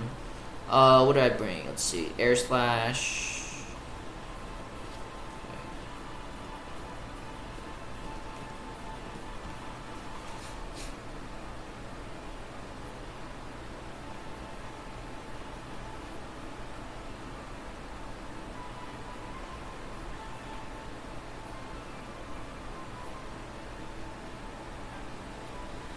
So yeah, he goes in with the AoE.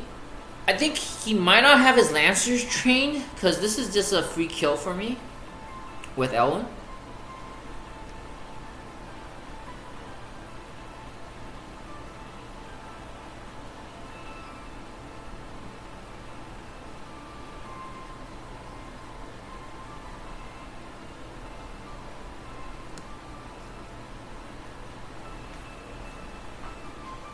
I don't get the passive down on the on T-Jess.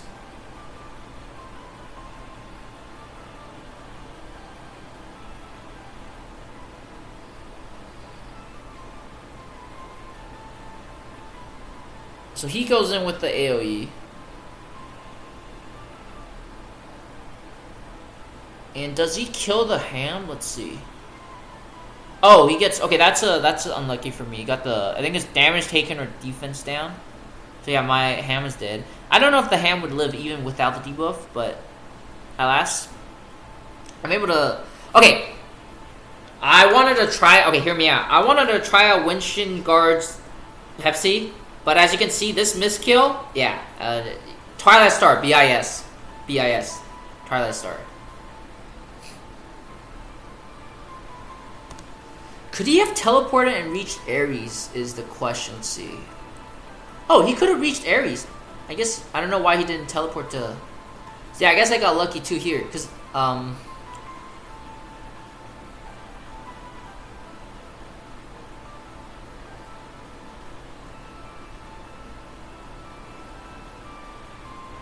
yeah, I used one of the attack skills.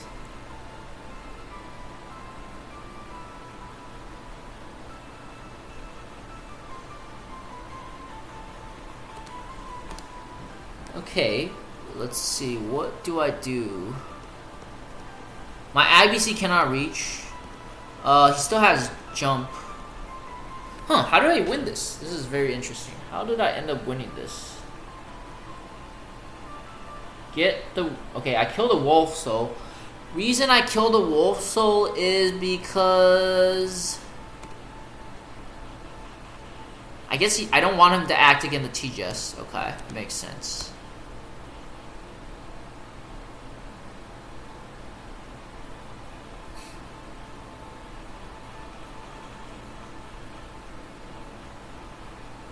So yeah, it's... So what he can do next here is he can jump in between us. And I think that's what he's going to do and lock us down. Yep, and he stays... Well, I guess staying in water or not doesn't matter.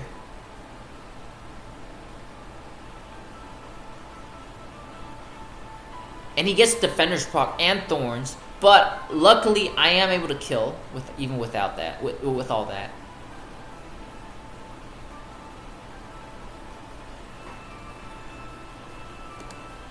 Okay, he doesn't kill my IBC. Why would he not kill my IBC? Does my IBC still have any skills? Okay.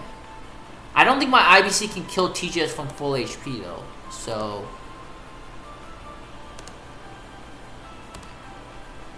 Yeah, I don't know why he didn't just Ice Strike me. Hold up. Command... Okay. Yeah, so this was a misplay on him. He could have killed my Pepsi there. And so he acts again. Okay.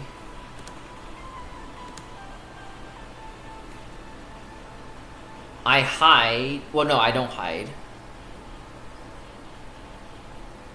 He suicides his Akaya. I'm on Forest Hayl.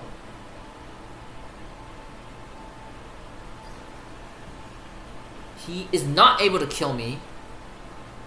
Forest Hayl, good. That's good. Forest Hayl OP. So, see, I didn't bring Twilight Star. Again, this would have been a kill if I had Twilight Star. But he can't finish me off either, and I am able to actually finish him off. So, yeah. But mistake on Samurai Cop's end. I think I had no business winning that game. Okay, next game against Tenacious Rope. So Tenacious Rope does run a very interesting box.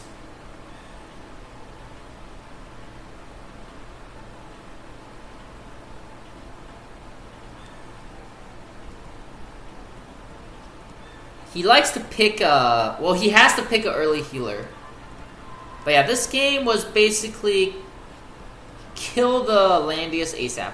So very interesting. Guardian Infantry Landius. I guess he's not scared of the Elwyn. Ham with Annihilation and Licko. Respect to him using Licorice though. Let's take a look at the skills real quick. Yeah. Let me see.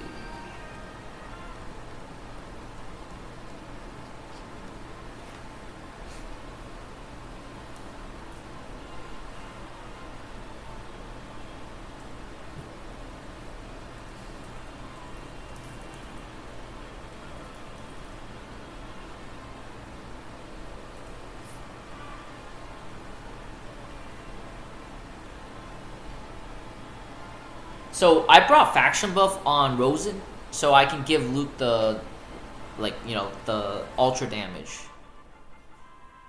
I was actually in attack stance here on my Verner. And I think he didn't. Well, okay, he could test with the sword. But killing Verner isn't that bad because my Elwin can go off essentially.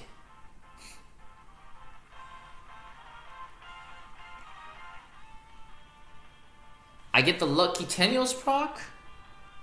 Even without the Tenios proc, can my Helena reach? Let's see. 1, 2, 3. Okay, my Helena can still reach the enemy after my Elwin. Actually, I don't know. Let's see. Hold up. 1, 2, 3, 4, 5. Oh, I guess, okay, luck is luck. So, okay, I got the lucky Tenios roll. Even if I didn't get the Tenios proc, I would just go in next turn. But his Oboro would then be three stacks. Okay, so this, I think that was crucial. Without the armor proc, I think I might have been able to go through. But it is fine. My Helena should be able to finish off. He gets another armor proc. Yeah, so I'm getting a lot of armor procs. But I get my own proc too, so it's not, you know, not the end of the world. Yeah, I get my own procs. Well, I think the second AoE would have finished it off anyways. But I get some nice procs too, so can't complain, can't complain. Now I give the faction buff. And his Landis is basically dead next turn to my Helena.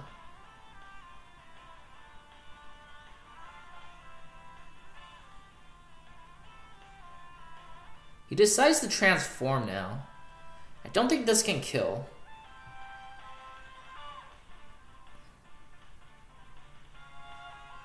Gets the crit too, but no, it's not enough to kill. I can reach his Licorice with my Luke, and yeah, it's pretty much game at this point. My Luke can always hit his Oboro next turn, and I still have turn prow. Remember, I kept the sword up, so yeah. I still have turn prow, and yeah, that's game.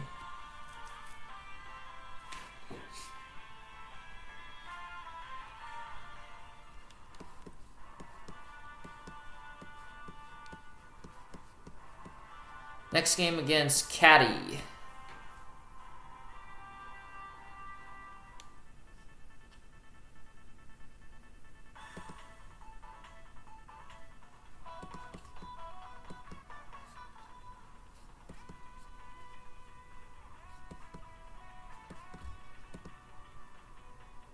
Okay, so, okay, this game was very, very, okay, I remember this game. We'll see what I mean by why it's, you probably know why it's memorable. Okay, so I went AoE, mass attack. I switched up to boost Cherie this game. Against, he also has no healers, well, he has Tejas heal, but I have more AoE than him. Let's see what happens, okay. But yeah. This game was very rage-inducing. I had it, but I threw it. I threw it hard.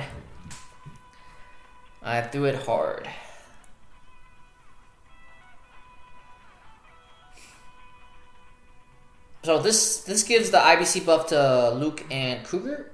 I finally used the IBC buff correctly. And I get the lucky Tenios proc too. But regardless, Tenio proc on IBC, it's a little, you know, it's too much. I actually prefer 3 turns of the IBC. Okay, so the Cherie teleport here is good. So here's the thing. I know he's not going to Shadow Ray Kruger because he's just going to blow himself up. Unless he has exclusive, but I don't think this looks like an exclusive Cherie. What's going to happen is he's probably going to Shadow Ray the Cherie and then try to hit someone with the stun. So I just want to make sure my puppet isn't in range of the stun. He can't reach the Luke, so... Okay, so he does end up hitting into the Cherie.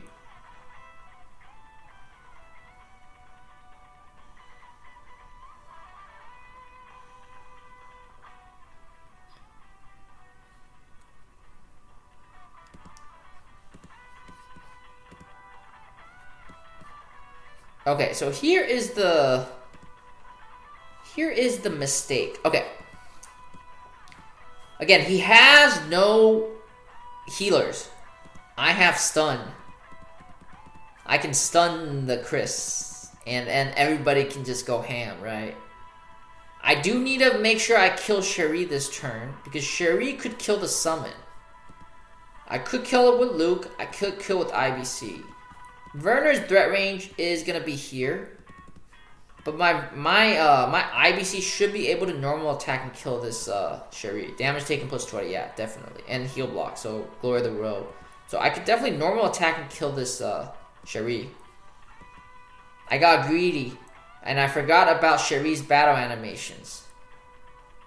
I get counter killed before I even do anything. Luckily, I do have exclusive, and that's why what's it called? The stun play is very valid, because I can always stun the Chris and then just come back afterwards. I won't die because I have the exclusive. And what I should have really tried was just normal attacking the Cherie. Luckily, I do get a life tenuous proc. But here, see, I try stunning. Well, I end up trading my Cherie when I could have had a better, outcome. The Luke black hole, I don't think was enough to kill. Will be enough to kill my Cherie. Let's see. So he took out how much HP? That's like 5,300 HP. How much HP did my Cherie have? Yeah. So okay. Well, hold on. Let me rewind. So I had 7,000 HP. Yeah. So my Cherie would have lived the Luke for sure, and I have damage reduction too on my talent. So what I really should have done here was just kill the Cherie, and then next turn I can do stun. I can stun and hit someone else, or just run back. Unless I get a unlucky silence, but there's that. But yeah, I lose the Cherie, and it's kind of sad now. So I end up he does have guard, so I can't kill the Verner. I am able to kill the T-Jess. But notice how, I don't have enough firepower left. I traded 2 DPSs for one of his Cherie, and his Cherie was able to carry. So yeah, this is pretty much game at this point. I am not able to break through his Chris, and I end up losing. But yeah. I think I could have, I would have won if I did not sack Cherie like that. He was able to get the significant advantage by trading his Cherie for 2 of my units. So yeah, that was a very good trade for him. Alright, next game against another Chinese character player. Or maybe it's not even Chinese, but it's something that I cannot render.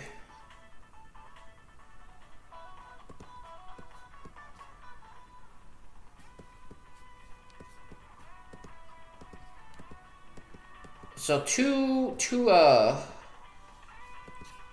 DPS versus another 4 D. Well, I have 2 sins. And the Rosen, okay. I brought state cards because of the Diehard. The Diehard with cash should not be able to kill my my Virash. So yeah, I get the Lucky Breeze proc.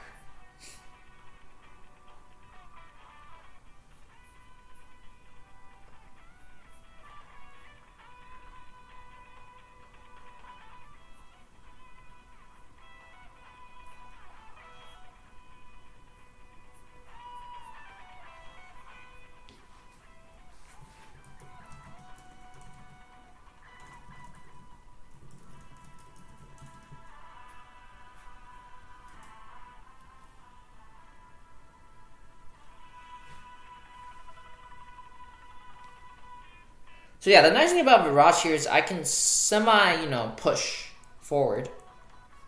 And the good thing about fighting against these tank boxes is they don't have that many attack skills. So my Virash, if I eat an attack from some of them, it's good. Okay. I'm pretty sure I went attack stance Verner. I was seeing if he could get the bait. Let's see if he does. Okay, he doesn't. Or did I go defense stance? I don't even know. I wish they allowed us to see. Okay, now I went attack stance. Now I go attack stance. And I get another Breeze proc. Breeze Gaming. It is. Okay, so Breeze Gaming is able to reach the diehard, but he does have turn pro. And I get a lucky ass 10 Eels proc too on Pepsi.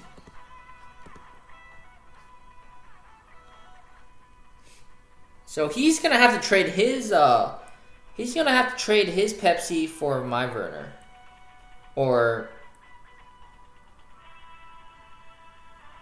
So this was actually very surprising. Well, not really. I had 0 stacks. And I didn't get Miracle either. I don't know if Miracle would have helped. 15% damage is... Okay, no, I think Miracle would have helped for sure. He didn't have 15% HP left. Yeah, so... When I went here, I miracled... I should have miracled a Pepsi. I should have miracled Pepsi. Okay. But nonetheless, he's almost dead, and he decides to heal the diehard up. Okay. And I'm able to kill with Verner. So his Pepsi is still hiding. Get a nice little defender's proc. Doesn't do much really. It's like, yeah, my shield is up. I pull my Pepsi back.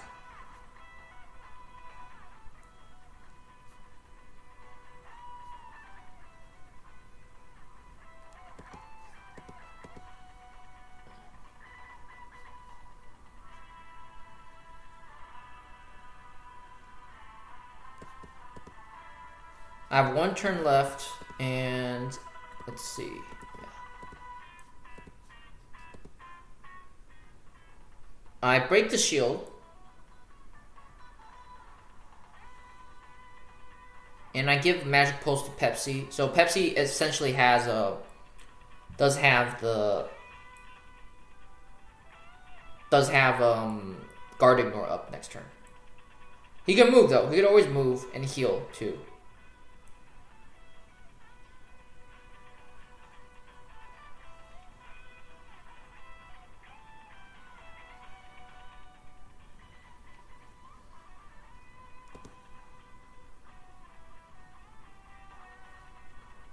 I wanted to ensure my kill, so I wanted to get rid of the Hilda aura. That's why I hit with Luke. He moved his Hilda, and then my Virash can move again to get rid of the... Well, not just get rid of the aura, but kill Hilda. Yeah.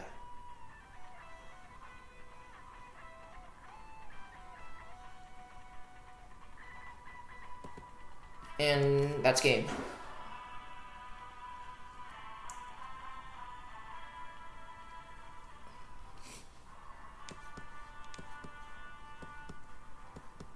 Next game against Mr. Bully. So, in case you haven't noticed, my box, well, maybe just not my box, but my playstyle is weak against AoE. And I always underestimate AoE, and I eat my words by underestimating them. So, yeah, this Crimzo is going to end up being a big problem for me. I don't even want to watch this game. It gives me nightmares. But yeah, I'm just setting up, and I know he's gonna jump in, so he jumps in. Okay, not too bad. He what does he steal? He steals he steals some stuff. He steals my Virash's move. Who else does he steal? Well, okay, sorry, he didn't steal it. His IBC gave the Crimzo the move. My Werner's at 4k HP. So this was let's see. He didn't use the steal. Okay, he did this. This is 0.3 AoE damage. Damage reduction is reduced by 50. So it's basically a 0.45 AoE if it hits my Verner twice. What's this? 0.35. Okay.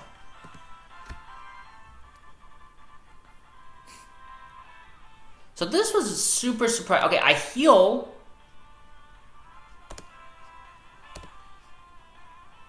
Chance of being critically hit. I heal. Oh, wait. Oh, it doesn't heal the... okay. No wonder. It only heals the troops. Okay. So IBC's heal only heals the troops. Okay. I was mistaken. This was when I was playing this game, I was very pissed off that my Verner died after getting healed. Turns out only the troops got healed. So yeah, 4k HP Verner is probably not gonna live an AoE unless in defense stance. But I was not in defense stance. Yeah, and he basically wipes me. He kills also the other life of Virash. And so the thing about Crimzo is after he gets hit, he can't be targeted. So I have to wait until next turn after he moves again to be able to kill. So I get rid of the life, right? But he still has the Dark Side of the Moon buff. So my other units can't hit him. I don't have AoE. Maybe I should have brought AoE for just this case, but I did not foresee that.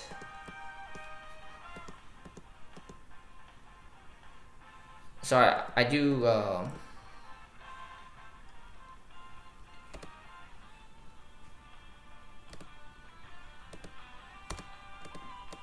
But yeah, it's pretty much game at this point.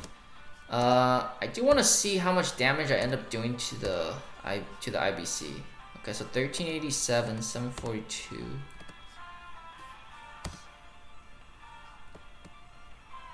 But yeah, Mr. Bullied me. I was also using in case I was using Nighting Bloom.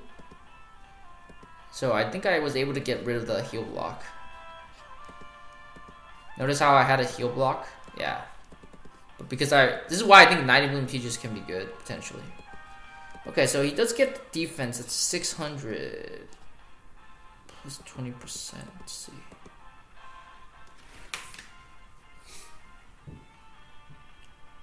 Takes another life.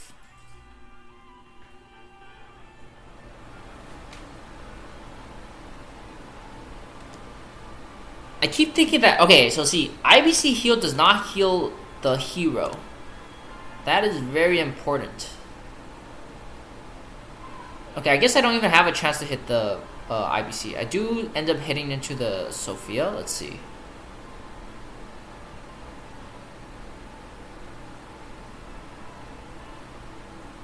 Okay, so that is enough. But it was not fixed immune. But anyways, it's game no matter what. I just can't. I cannot live. And the IBC, did he clock? Yeah, well, she had 2 attack skills anyways, so. And I wasn't going to be able to break through the Chris with Royal Protectors. As long as the IBC is up, I had no chance of breaking through. As long as the IBC is up and has skill, because he can just pick up my units one by one. So yeah, that's game. I always, yeah, this Mistress of Bully always bullies me. But, yeah, but you don't see that many AoEs, so it's okay. It's okay to lose to AoE once in a while. Alright, next game against Cool NN9. I remember fighting him once in the past, I think last season, where RNG just literally came through. His Scepter Cherie with tiaris attack blessing could not kill my Elwyn because of one strong RNG occurrence, armor procs. Okay, so he does get Ham, and he does get player 1. But he does have only 3 DPSs. So let's take a look at the skills.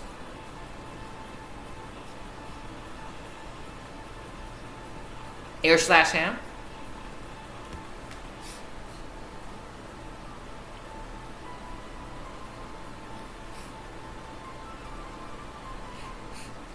And he actually gets a Tenniel's buff on the Elwyn? Yes, he does get a Tenniel's buff on the Elwyn.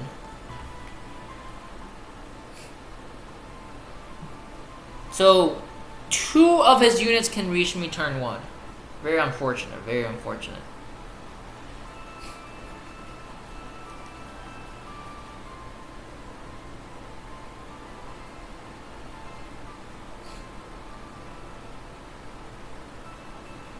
So I get the lucky silence. I guess that's way of evening out the RNG.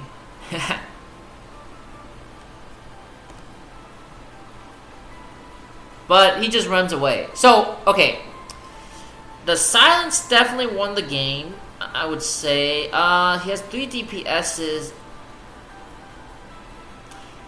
Suppose that didn't silence. I think I still have a good chance, because I have significantly more DPSs. And I can always trade whatever unit he throws at me, right?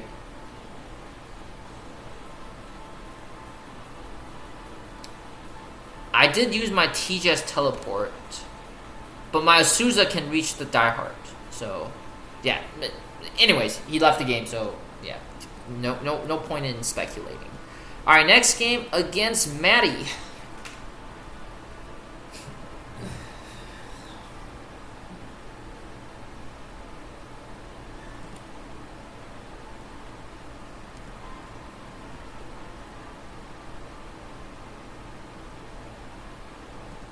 Okay, Oboro, Cougar, Air Slash, okay. Shadow Raid, Air Slash 2, Azusa.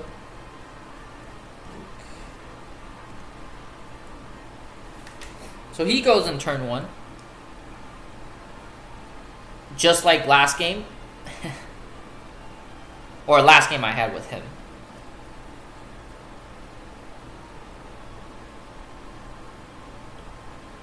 So, at this point, I'm in no rush to kill the ham. I want to see what he does. And like I said, I have player 2 turn prio. Since he killed one of my units, I can always kill his units and then move again. Move again next turn. So, I'm no worry to kill the ham. I want to see who else I can kill too. Should I have moved Verner up more? Let's see. Okay, never mind. That's the max you can reach. I give mass attack to everybody. Okay. So this is actually a really good scenario for my Azusa. Because I can kill 2 units next turn with Azusa. And Azusa is really good in those situations where she is able to get her hits off. Because that's, again, that's shield, right? She can always heal back to full once the shield is up. And I also get a breeze proc. Even without the breeze proc, I can reach the Cougar. So yeah, I reach the Cougar and I kill the Cougar.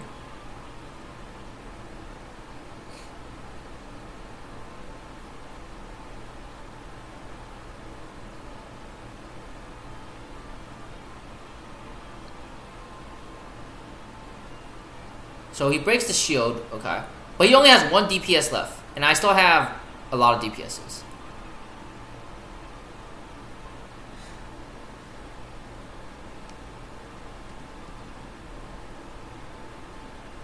So, the bad thing about turn 1 ham sword is I can always leave the sword up. I go into attack stance. So I can reach the Cairo next turn.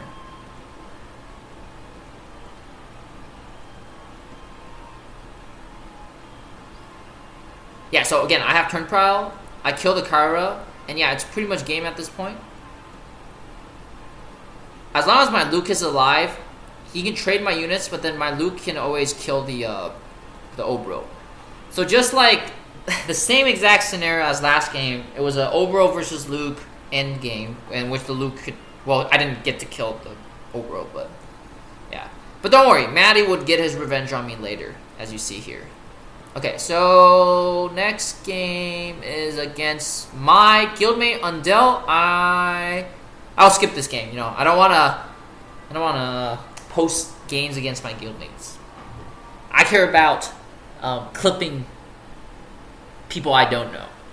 Okay, so Maebari, I get to have my revenge on Maebari. So yeah, I heard from a little bird that he was complaining about a certain Tenuous proc this game. I will validate that. I truly believe that the Tenuous proc that occurred this game had no factor in determining the outcome, and you shall be the judge of that. All right, so Luke with double AOE, Oboro standard, Miracle with single target. Oh, okay, 2/2/2. I brought Bone Dinos, Gargoyles, IBC with 1 attack skill, and single target and AoE. So this AoE I brought because of the fact that I can also give my units damage reduction. Sorry, damage increase, not reduction.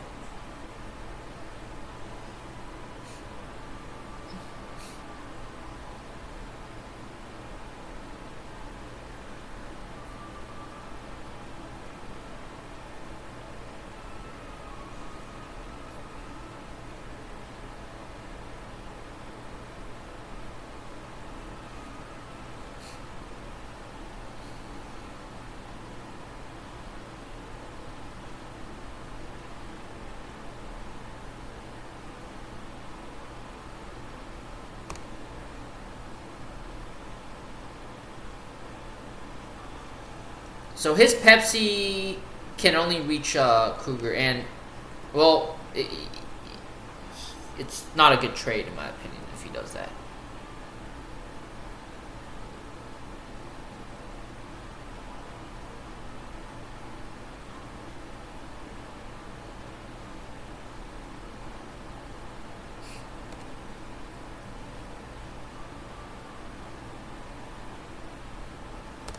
So I don't strip anything notable. Yeah, everybody still has their attack buffs. He pulls his units back. I pull up with Virash. I push forward with Virash, sorry. Trying to get a tenuous proc on my Helena. I basically need to... So these two units I can freely push. I need to make sure my Helena is outside range of Luke, so I need to account for the summon. So Luke's range is essentially whatever she has now plus 2. So Scepter, yeah, plus 2. That's how I'm counting. Again, trying to get a tenuous proc. Does a black hole. He does. Okay, see, if we want to talk about luck, he got the nice little mobility -2 thing. Otherwise, my Virash could actually walk here, and hit one of these guys later on. So yeah, if we want to talk about RNG, I think the black hole was the RNG for him. But okay, taking that aside, I am safe from being silenced because I do have mass attack. So yeah, that's good. Again, just trying to stay out, and also I didn't get no breeze proc on my Helena, so you know. So nice little Thorns proc. Again, this is a nebulous robe, so it's not gonna die. Let's see if I strip anything nice. So the Pepsi does get the shield.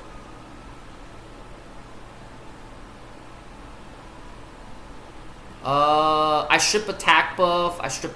Okay, so nice. The Kruger. Okay, so here's his mistake. I think I don't think he should have done that, because then my Virash can kill the summon. And this significantly increases my Helena's threat range. His Verner is the next threat for my Helena, right? But I can dance out of his range. It only goes up to here. So here is when I get the tenuous proc, which does, you know, zone his units a bit. He does have to put a unit here to block. And even if he does, I can still reach. So yeah.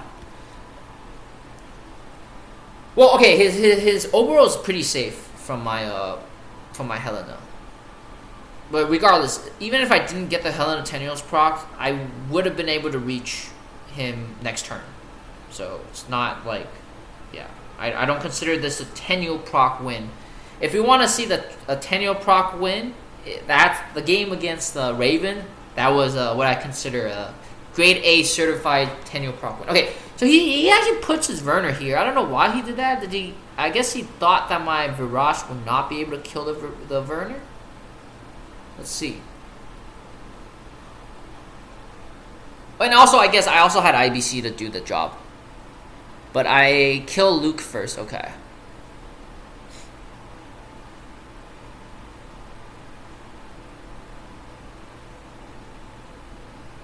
This is also to give my Virash some HP.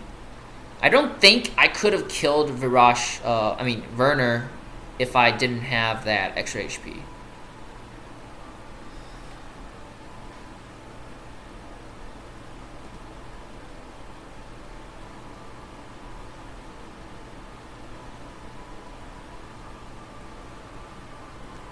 So yeah, I killed the Virash. He needs to hide his Pepsi here. My Helena can't break the shield yet. I killed the Oboro with my Pepsi. He kills my Pepsi. Again, I still can't reach, but I can break the shield. So I actually misplayed here too. I should have actually A'd. I should have A'd such that I could AoE hit the Rosen too and break the Shrine Maidens. Because Shrine Maidens don't have he doesn't have heal too. So yeah. So he's out of attack skills. He can run. If he comes here, I can still reach him and kill him with Virash or Helena. So he tries to kill my Helena. So luckily, I do have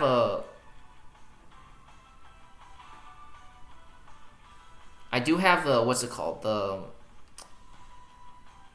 The tiles, Helena's tiles, so that I can save myself from dying to the damage reduction is definitely a big help.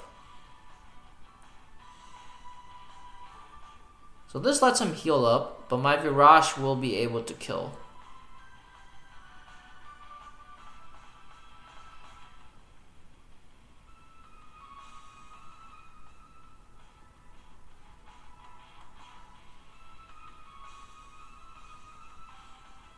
And yeah, that's game. But good little display of the power of Virash in these situations where it's no tank and all single target. Well, yeah, but the Luke, I guess the Luke did have AoE. Alright, next game against Auto Run.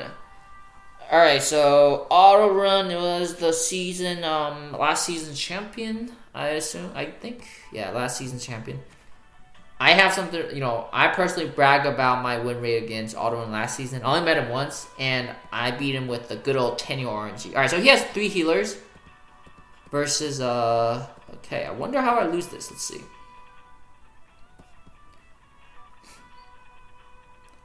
Okay, one thing I do remember is the BP. I let him pick Rosen 5th while still having an early Kruger pick, so that was not good. But regardless, it wasn't that bad, because this does limit it to only 3 DPSs. He was very smart. He brought the stun on Verner, so that can kill my Himiko potentially in one turn. As you see, he does end up using Sprint, so he gets mobility +1 and he can actually reach the Himiko. Did not anticipate that, and I paid the price dearly. So I go in and I drop the AoE. Doesn't do much. I think it strips nothing too big.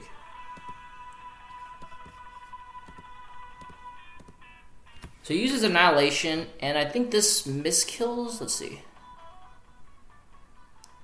Okay, so yeah, this doesn't kill. Almost killed his ham.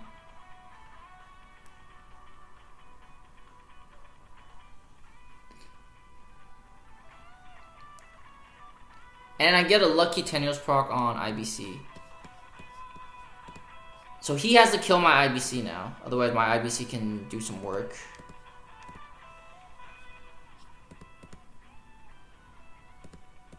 And he stuns my Himiko. Well, I guess he doesn't need to... Yeah, I guess he doesn't need a Savage attack. He could use Rendering Blow and kill, since Himiko is stunned. Kill the... So I kill the Virash, I mean the Dead Heart. He kills my,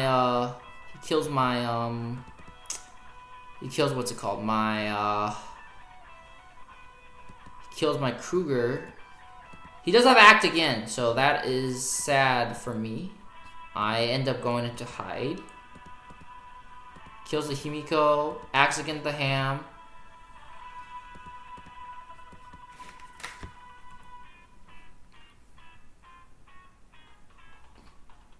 Gets the clock on the sword, that was nice.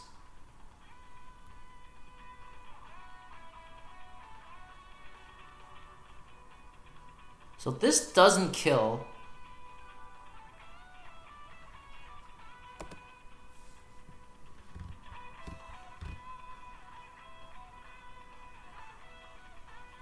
So the sword clock was actually very important here because he's actually able to cycle annihilation. So I end up killing the Verner, but the fact that I didn't realize I didn't check his annihilation was up. His annihilation was up, causing him to be able to kill my Pepsi. Yeah, so that was pretty much game. But yeah, it's RNG gaming. I got lucky the last meeting. He got lucky this meeting. But yeah, RNG gaming. That is the name of the game. You gotta stack up your clocks and your attenual procs. Whoever has the most gets the highest chance to win. Alright, so third game against Matty.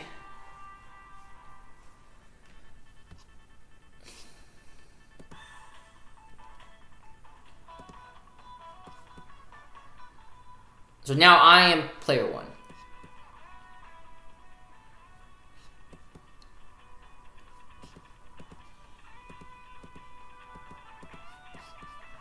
So this okay.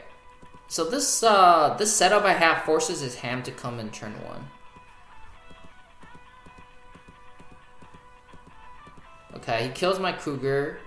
So okay, this was mistake number one. I think I wasted the A. I honestly could have just hit ham from here. And I think this maybe might not have killed. I don't know, but regardless, it's he can't, none of his units can reach me. So, me doing this act again here was very bad, because it limits my L1's range. His L1 can outrange my L1 for a bit.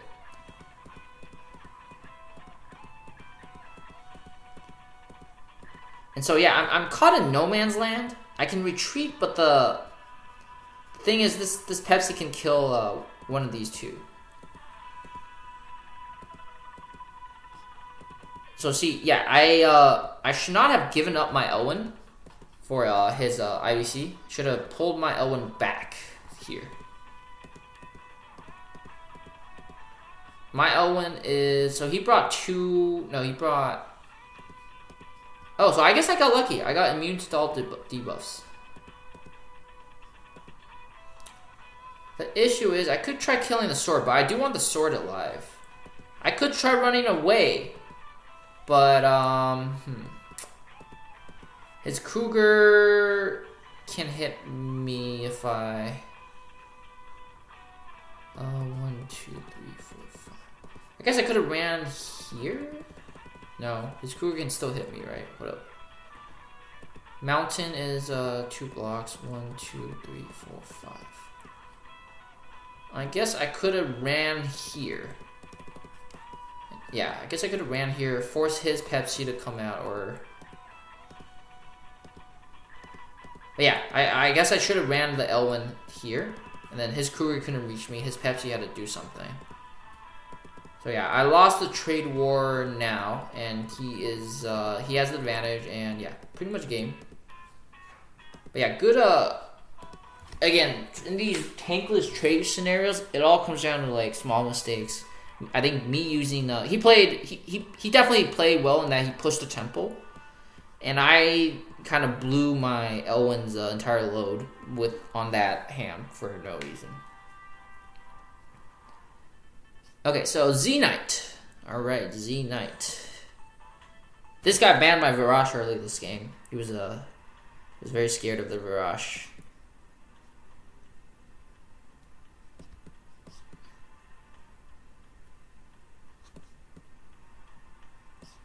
All right, let's take a look at the skills.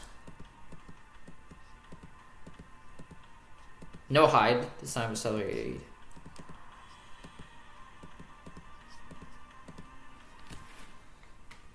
So, okay.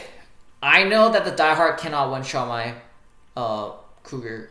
I was going to bring Crystal... I usually bring Crystal Warlocks on Kruger, but the fact that there was Helena and Elwyn, I decided to bring Lava Titans, because I know that Lava Titans can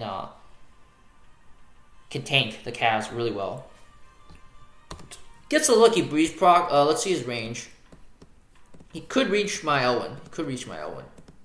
Whether he can kill the Elwyn is another thing. But I do think it is a kill.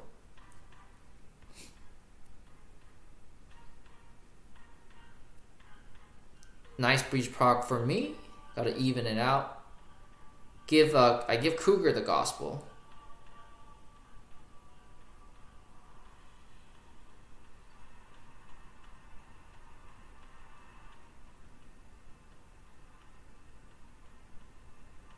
So he doesn't kill.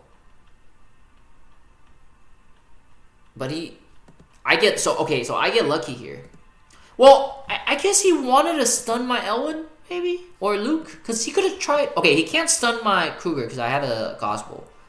So I guess stunning... Well, okay, suppose he didn't stun my... Suppose he stunned my Luke. What I could have done was my Kyra could kill the diehard and heal and get rid of it. So I guess, yeah, win-win for me.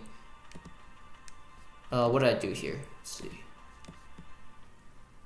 Oh, so yeah, I actually made a crucial mistake. I forgot about these damn tiles. Prevents act again. So I could have actually moved here and then AA'd here and then hit everybody. But yeah, didn't read.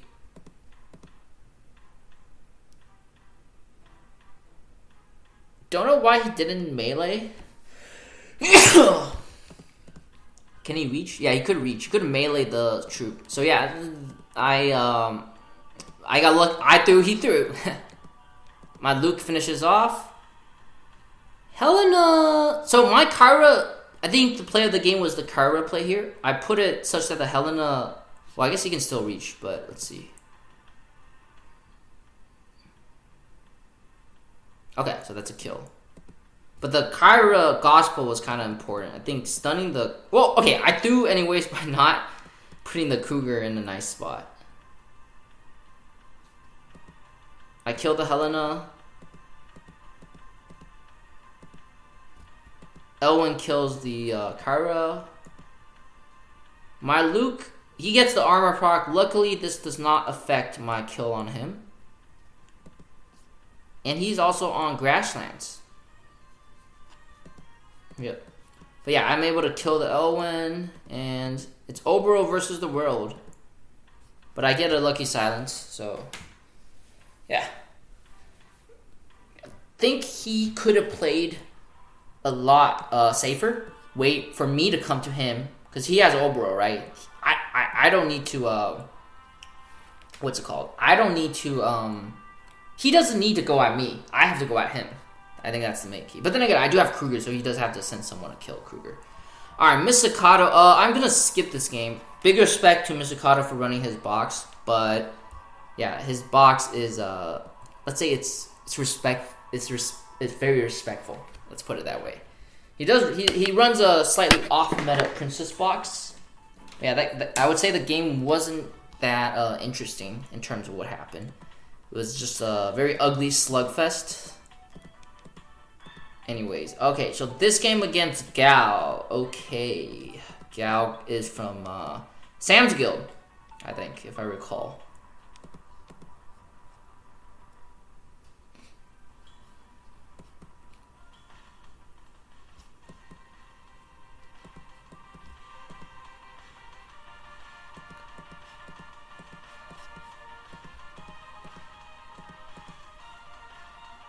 Double, AoE with Dark Reaper. I brought, did I bring Dark Reaper on, Kruger? Hold up, let's see. I brought double AoE, okay. He gets accelerated aid, okay. So I teleport, Kruger on the wall here.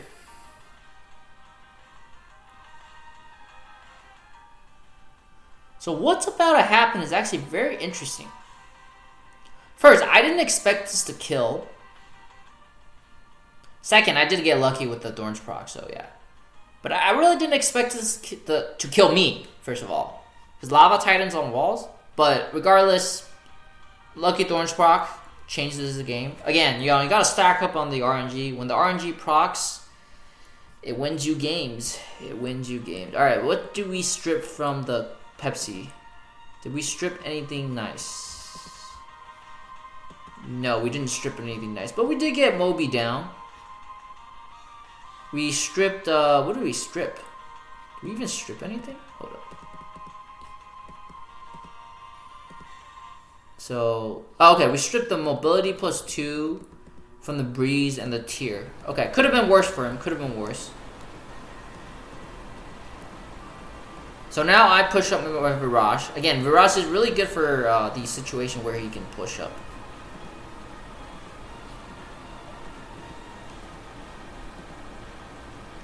Okay. Okay, rewind. I remember this game now. He actually gets a tenuous proc when he moves his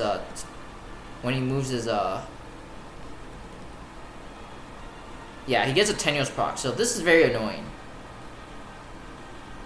I need to keep my Luke somewhat safe from this Elwyn, keep my Pepsi safe. So I use this turn to hide. Well, I guess next turn to hide too. Well, he can't hit me next turn. Okay, he has turn prio. He decides to move Elwyn up. I move Tejas here. And I put Pepsi behind so he can't reach my he can't reach me. And IBC is IBC can only hit here.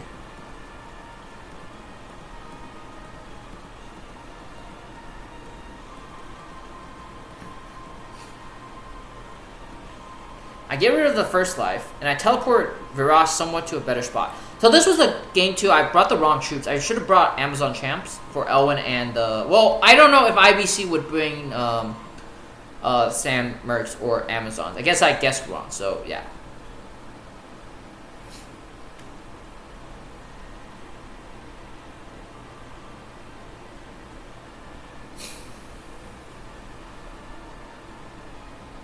So he blows up my Virash.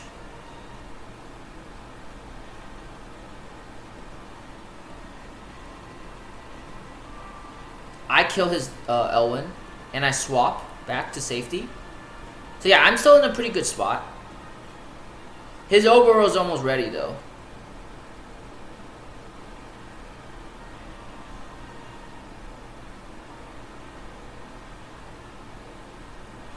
So this was close, very close. I almost killed the IBC with if I crit, that would have been a kill. I'm pretty sure I did not crit.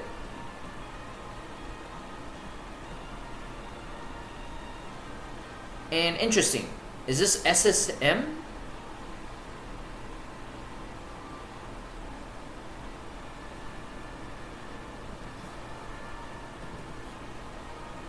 Is this SS? Oh, it is SSM IBC. Very interesting. Alright, so he kills my Tejas. And I kill his Pepsi. We trade. I get lucky here in that he doesn't strip my buff. Thing is, I really don't think he can kill my Pepsi even if he did strip. He had no troops. Unless Pepsi on 4... I know. There's no way he one-ticks the... Yeah, there's no way he one-ticks the troops. Okay. So I kill. The question is if I could have killed the IBC without... Well, I guess I could have just killed with Luke. Yeah, so not too much of a difference. I just get the normal attack here. He kills my Pepsi.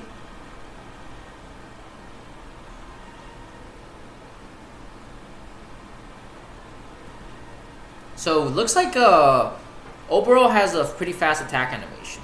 So yeah, it's another Oboro versus Luke endgame. Luke is gonna win. So he can hide, but he doesn't have breeze. So I am able to luckily get the win.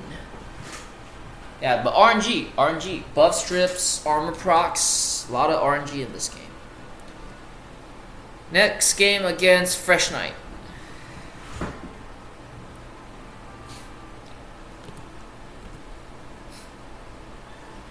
So, okay, another free win. 3 free wins so far. Next game against Katakuri, fellow Ancient Ruins player.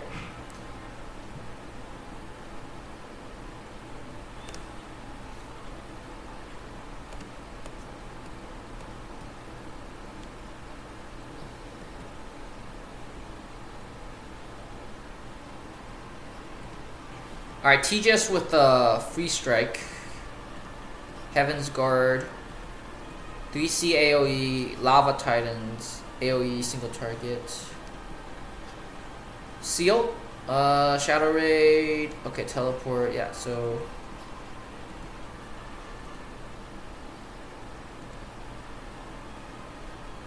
So this teleport play is to make him act.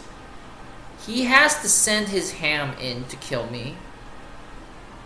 His Cherie cannot reach. I teleported out of the Cherie range, out of the Himiko range. He has to send his ham to attack me. Otherwise, I can AoE. I honestly should have brought 2 AoEs instead of the 3C, because he has no healer. But yeah, his ham has to come in now. He can teleport. He can actually teleport and hit Luke or Souza if he wanted to. But I think he opted to kill Kruger instead, which is not a bad choice at all. But doing this, okay, he gets the passive block on the summon, so that is unfortunate. But this sets up my Souza for the next turn engage.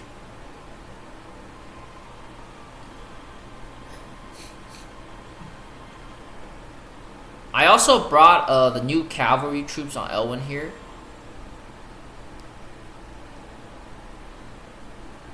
So yeah, this kills.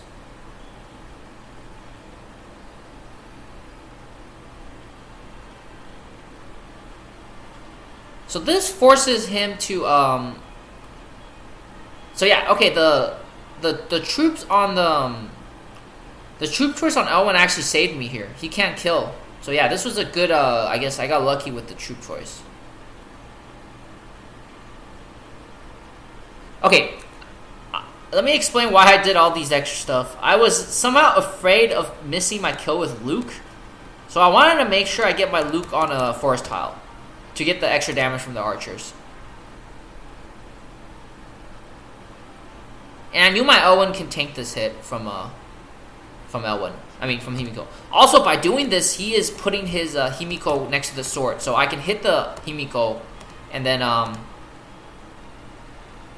can hit the Himiko and send him back.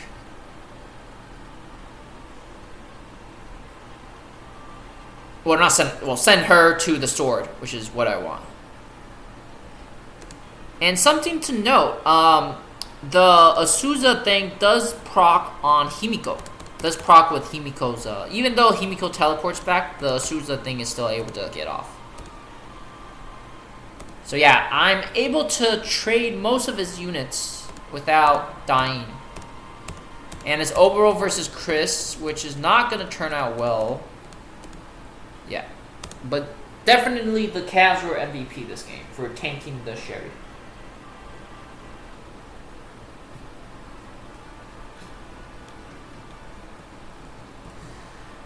Next game against Hung.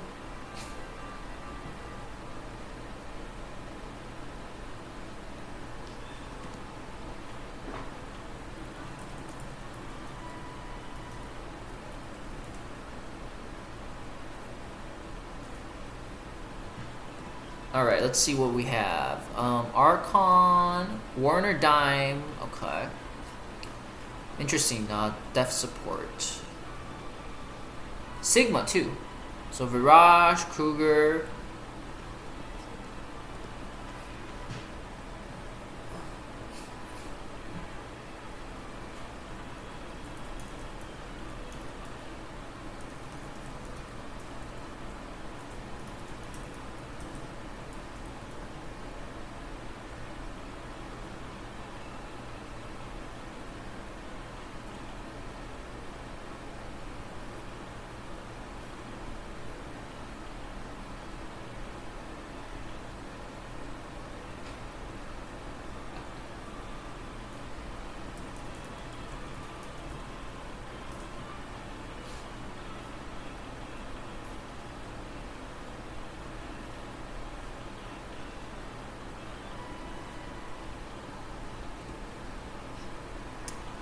Yeah, so again, this is one of those games where it's basically just put Virash forward, see what he can do. Let's turn this on.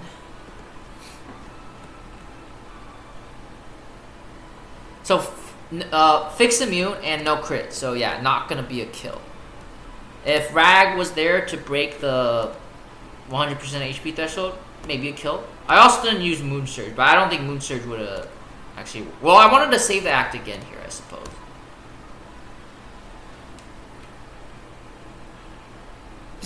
So see, this is the perfect situation, like the case. It's like you bait non-normal attack skills from units.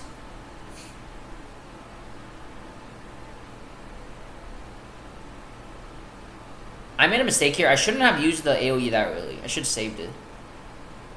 And not even use the shield.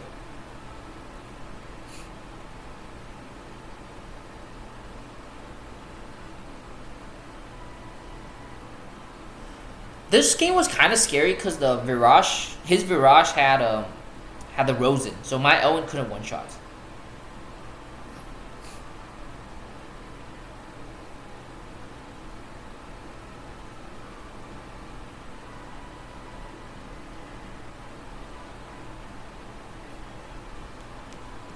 So I tried normal attack to see if I can kill the T-Jess. Turns out I can't. I need to use a skill. I did not use a skill there. So that was a wasted opportunity, but that is okay. I still have a couple more lives.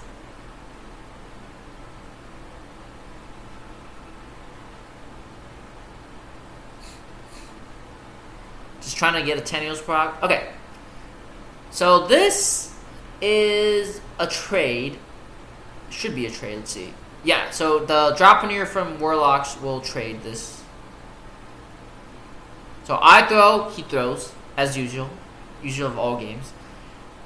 And so this is, let's see if this kills. I don't think this kills one life. I do have Crush active. Oh no, I didn't bring Crush this game. Okay, so Crush probably would have made a difference, yeah. For sure. Crush would have killed.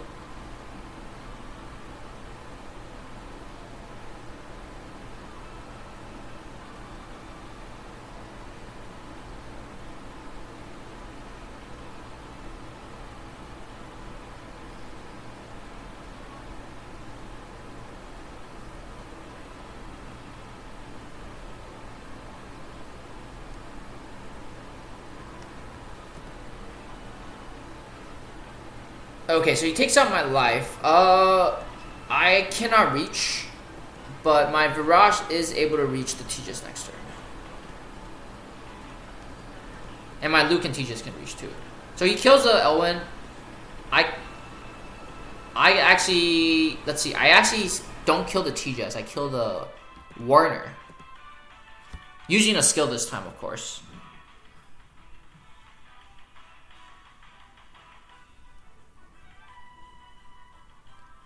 And I'm out of lives. But it's okay.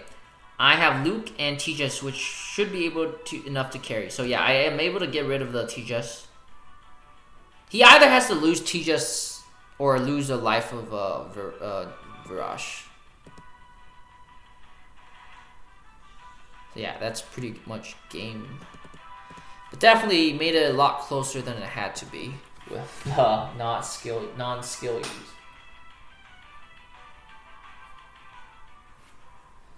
Alright, next game against Lolly Neat.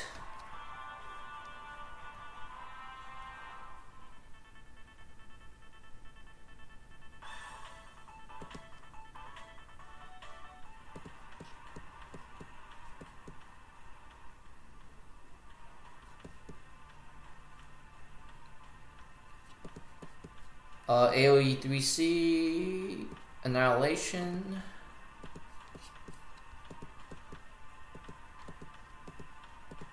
Okay, I think I remember this game. This is one of those Tenyo gaming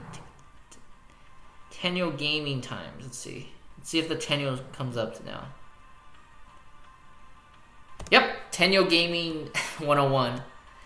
So Diehard gets a +3. Originally, his threat range is so his original threat range is the threat range you see now, because 5 plus 3 plus 2, right? So yeah, his threat range originally was this. But with the Tennios proc, his threat range is increased by 3. So yeah, it's a pretty stupid. Well, but hey, you know, RNG comes and goes. RNG comes and goes.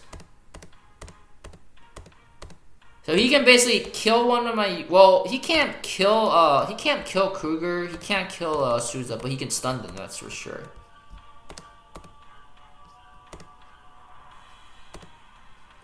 So this was a very smart play. He teleports, and then uses the Lancer as a way of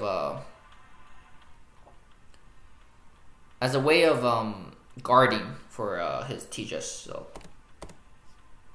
I actually don't strip the guard buff, which is, you know, it's not too big of a deal, but if the guard buff was stripped, so yeah, it was this move that he went was not completely foolproof. He had a 30%. Well, actually, he had a 50% chance of getting screwed, because then I can kill his Tejas and get passive block on a couple of these units. My Asuza can't reach though, sadly. I kill the summon and I retreat. Okay.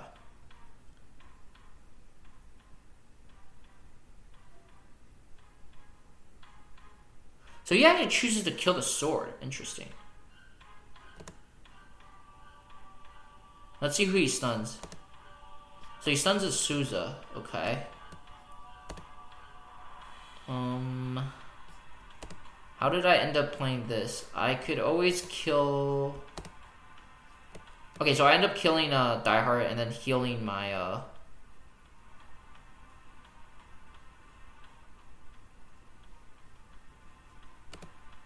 Healing my Souza back.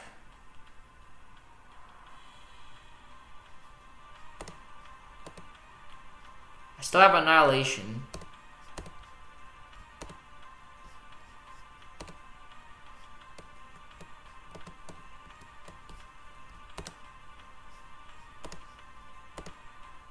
Okay. So, okay. That was a mistake. That was a mistake. Okay, so I could have saved Annihilation. So hit the Tejas with a normal attack, right? And then retreat here. By retreating here, my Souza can still cover ground. His IBC... Actually, his IBC might one-shot me. I don't know. Guess I was trying to wait it out, but okay. Let's see. Because I'm push with Souza. He kills... Okay. He kills... Does he get the clock?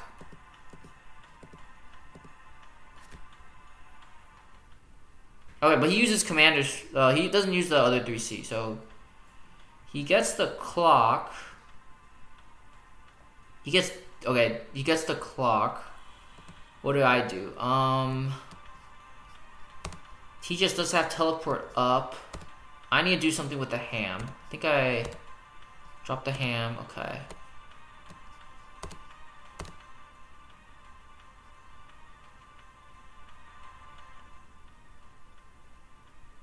Okay, and I barely live.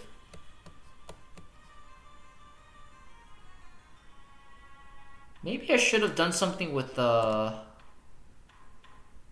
Maybe I should have done something with the Pepsi first. Because then my Pepsi can get a maximum cooldown with the... Okay, so my Souza is going to try to kill the Elwyn. And I get rid of one life. He acts against the Tejas. I push Elwyn forward. Okay, he gets rid of the shield.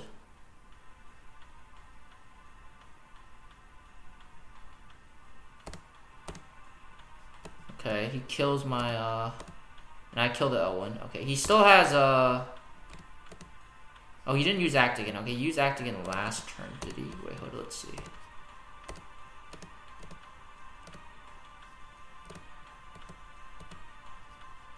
And he gets the coins, okay.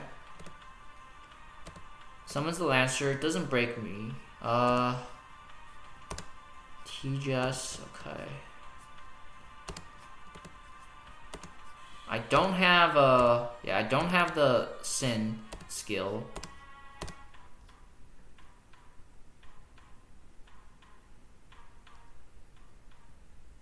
So this does not kill me.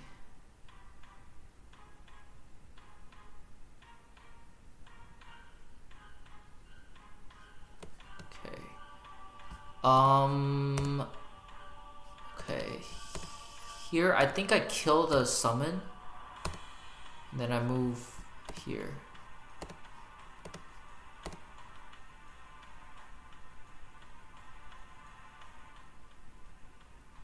Okay, so he does have 3C up. Okay, maybe that's why he... Okay, but regardless, RNG gaming with the Tenuous proc. That was a sad. But no, even with the Tenuous proc, you know, I don't think the Tenuous proc was that important. Funny enough, I don't think I don't think the Tenuous proc was that game changing. I think I could have probably played a little better at the end. I would say that the Tenuous proc was more mentally.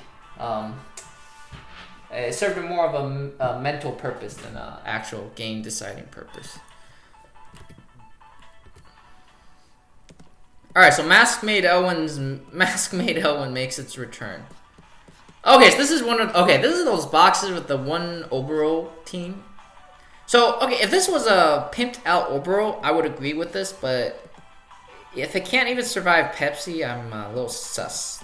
Let's see how this turns out.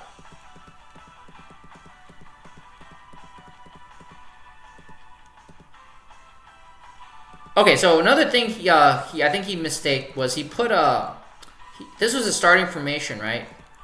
So Chris has the guard priority over Hilda. So my Mask-Made Elwyn actually has a use here in that I can always target the Chris first. So I actually get rid of 1 life for Chris.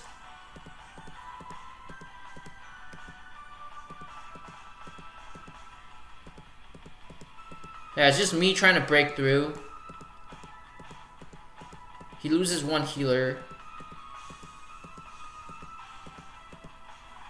Loses another healer. 4-stack Oboro now. He has no healers left. Yeah. So I think the strats against these Oboro single comp teams is you kill everyone around them. Like, even if Oboro transforms, he's only going to kill 1 unit. Well, okay, again, there's a lot of factors in how you ban pick, but I personally don't like these Oboro solo DPS games. Because you need it's very hard to last that long until your team is, your team is not going to be ready. Okay, so this game is 2 tanks.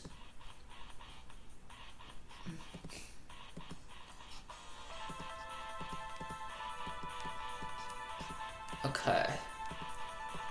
Oh, route, and so no guard on the Landius. Air slash, okay. Turn 1 teleport play on Kara. This forces him to decide he has to send his ham to kill my Kara, otherwise my Kara is going to trade one of his DPSs. So yeah, he kills my Kara. And what do I do? Oh yeah, I actually also made a mistake here. Should have brought the cyborgs. Kill the sword. Again, I have turn prowl next turn, so I don't need to worry. He can't act again, the Chris. Okay. So I use my first sin attack to kill the ham. So I didn't want to risk it with what's his face? With Verner. Again, passive disable. If I brought the cyborgs, different story. But he is ready to go next turn anyway, so that is not an issue. Just some hitting around. He did end up stunning my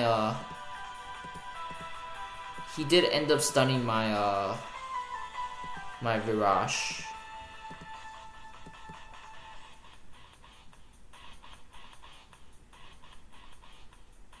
Gets rid of the first life. And I get a Lucky Tenuous proc. This allows me to move back safer and be able to be ready next turn. So he goes into stealth mode. So this is when Knighting Bloom TGS comes in action. I really think Knighting Bloom is perhaps BIS now.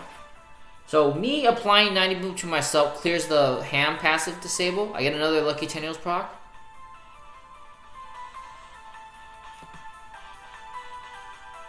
So unfortunately, I was not able to get the let me show you what I mean. So this, it was a 50-50 of me getting rid of the cannot attack, aka the stun from Landius earlier. So I actually dispelled the mobility down. So yeah, sad. He breaks the shield. This won't kill, so I use the other one. See, but I know it won't kill, but this sets up a kill for Verner next turn.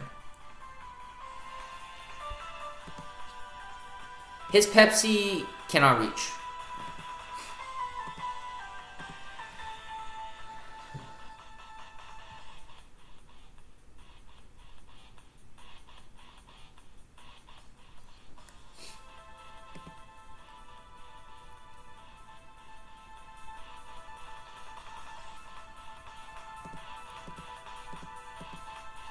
He moves his Pepsi back. His Pepsi is not in hide anymore, but he did get the breeze proc, so he is going to be able to reach a lot of people.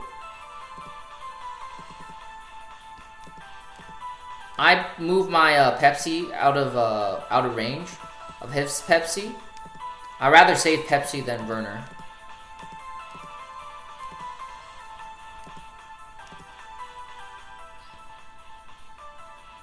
He tries to kill my T-Just does not kill. My Verner cannot reach his Pepsi.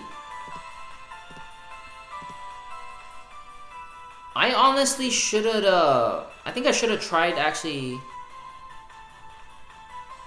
hitting Verner actually into Chris. Could he reach my T-Just?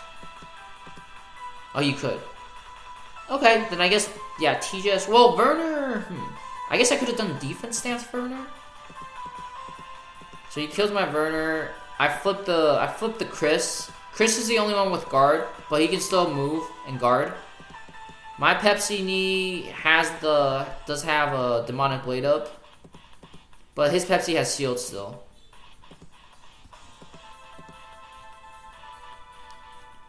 Kills my T-Just.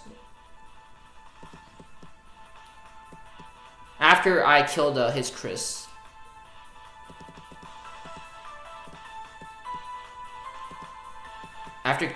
So I trade the T-Just for his Chris. I break the shield with with my Virash, and my Virash runs out of turns. He has 1 turn left. He can't do anything. I kill, and it's Landius versus Virash. Landius versus Pepsi 1v1. So this should be... So, the one thing I have to be careful here is he has route. So my solution to this was to take out one of his lives so that when he does end up attacking me, he can't... he might kill himself instead. So he ends up trying to route me, and it will stun me, but I kill him before that. So I end up still winning the game.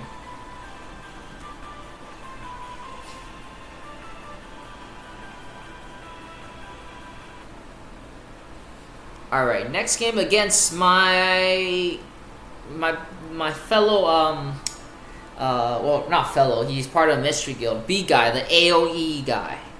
Yeah, so this game, again, I hate it when these AoE players get P1. Hate it, but I do get hammed. So, but this game was kind of I think I had a chance, but I fumbled it. So, Balance Blade, Clotaire, threat range is gonna be here. The solution to this is actually swapping Himiko's spot and putting Himiko here so that I can move Himiko here and body block the Clotaire. That would have been the way. He also has to drop a tank, otherwise my ham can reach the backline potentially. Yeah, so he does drop the tank. I try to get my units to safety. He gets Akaya buff. That means he can reach 1, 2, 3, 4. Yeah, so he can reach a lot of... Yeah, he can reach my Luke. Here I try to... Let's see, what do I try to do here? 1, 2, 3, 4, 5, 6. So he can still reach and hit most people. The Cherie... Okay, so this is the issue, because Clotaire gets this, when friendly units within 3 block range are attacked by enemies with the shadow, their range is increased by 1. So I can't use Shadow Raid. My Azusa can try to kill. I guess the plan here... Let's see. What can Vincent reach? Vincent can't reach anybody yet. Michelle is line. Line AoE. Azusa can come here and strip the buffalo tier. I either kill or I don't kill. If I kill, sure. And then Cherie can always live one turn with the fixed damage. Then next turn I can always Shadow Raid. Let's see what I do. So I drop the sword to block, I think, the Michelle.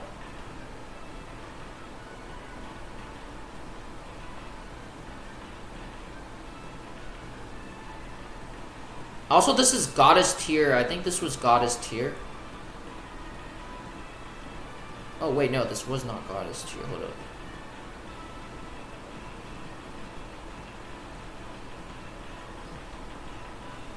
I think it might have been Goddess tier Aqua. That's how he prevented, only he got the passive block. Okay, yeah, it's Goddess tier, so only he himself got, Aqua had the buff. Okay, I kill the Akaya. I get the passive seal on Vincent. Drops the AoE. My Ham is almost dead. He kills 2 units. Who did I kill? Okay, I tried killing the... Clotilda, but that's not enough. Because the 3C animation is too slow. Okay, yeah, so that was bad. That was bad. But he does get turn prow anyways. So I guess I could have came here and hit. But okay, let's see. He drops the AoE. I can't reach the Vincent. So I think I end up just killing the... Okay. And he kills my Luke. My summon dies too along with it, so...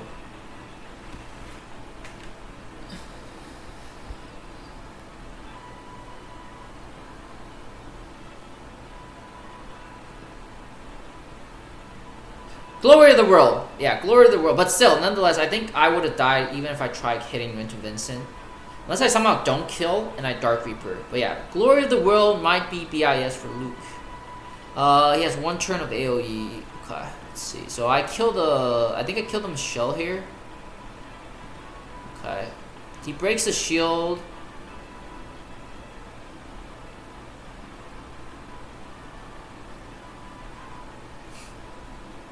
I'm able to actually live this.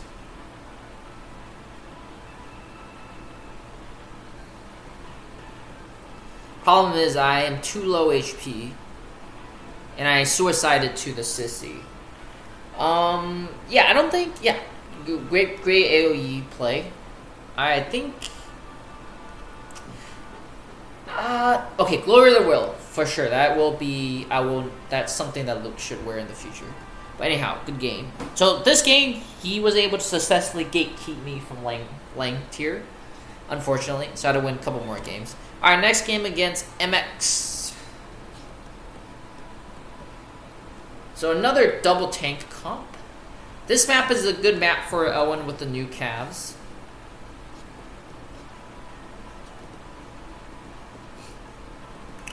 Um, 3C AoE, Sky Archers, AoE Tejas. AoE Tejas makes its appearance. Let's take a look at the skills, sorry.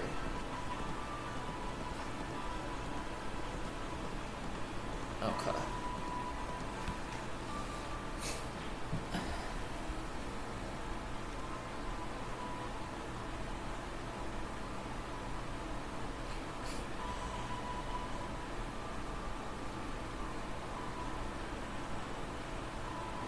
Lucky attack buff. Okay, something to note. This is a very interesting diehard loadout. He doesn't bring this. He brings 2 attacks. Calamity and Prodigal Son. Very interesting.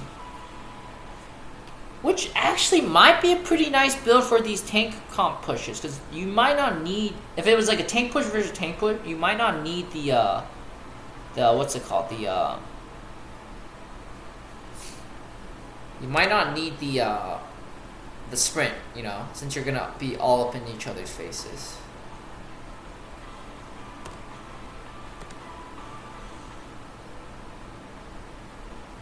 So I dropped 2 AoEs.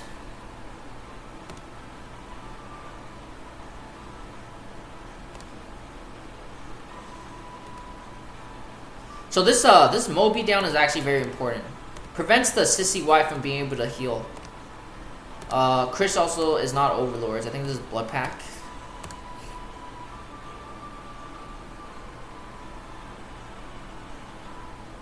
So this is very funny.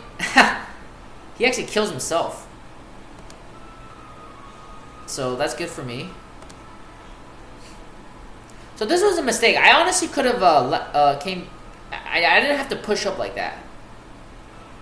Because this just this is how do I put this? This is I didn't need to sack my Cougar that early. I could have waited another turn, and then I could have gotten my AoE up and dropped the AoE. But all is well. So TGS does have Act again and AoE. Elwyn's Reach is this. So instead of using the AoE, I actually kill the Sissy because of the Chris has the broken legs.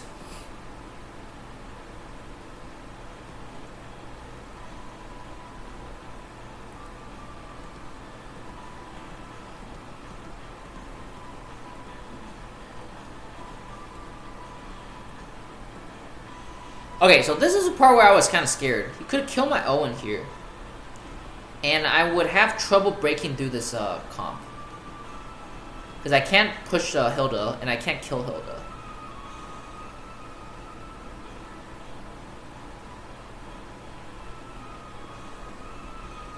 So he opts to try to kill my Owen.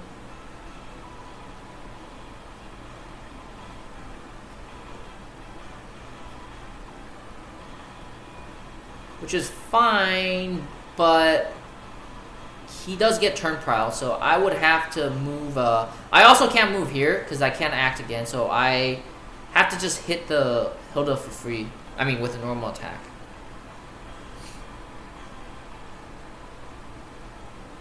Almost kill myself. So, and the weapon disable on Hilda was very annoying. But luckily. Okay, I guess it wasn't enough. The full, even though I was at full HP, oh, I wasn't at full HP. Okay, that's why. So yeah, this is actually kind of tricky. But my IBC can kill.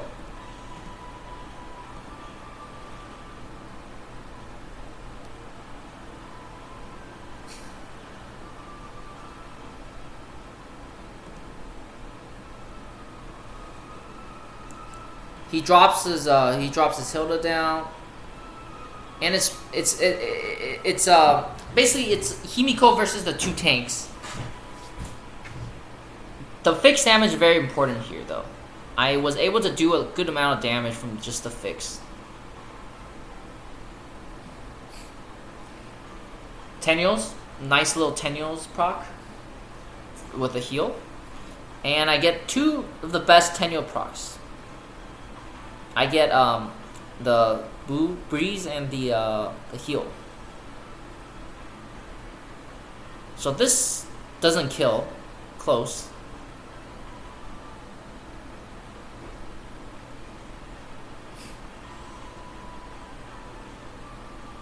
Finally killed the Hilda. So it's Himiko versus Chris. The Chris has attack first, so I don't need to attack. All I need to do is just AoE and wait for her to attack me.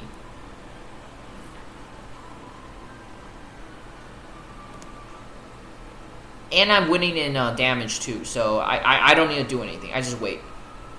And I can just spam AoE if it's up. But yeah, it's pretty much game at this point. And now for the final game of the season, my lane promo match. I ended up meeting Absol. And this was a very fun game. This was a tankless versus tankless game. Again, there's a Tenyo controversy in this game. He mentioned I think he said something about how okay, so I did get a 10-year breeze early on. You'll be the judge of if this was a factor in determining the game, but we'll see.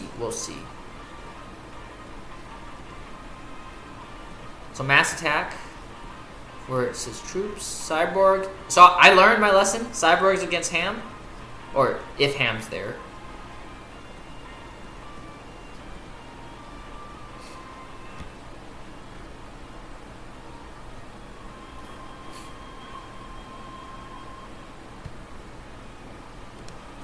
Okay, so I got a lucky breeze proc. Let's take a look at where the breeze proc can reach. So I'm able to reach here. Okay, this is my third range. Okay, this is my third range. Himiko. Okay, he can't reach me. Kyra's third range is yeah. So my Verner's third range. Remember, it is here. He gets a breeze too. All right, so the RNG gods have favored us both. He gets his breeze proc. I get my breeze proc. I do have turn prio, but he does have Sissy White, which is a benefit for player 2 after he gets stacked again. That is.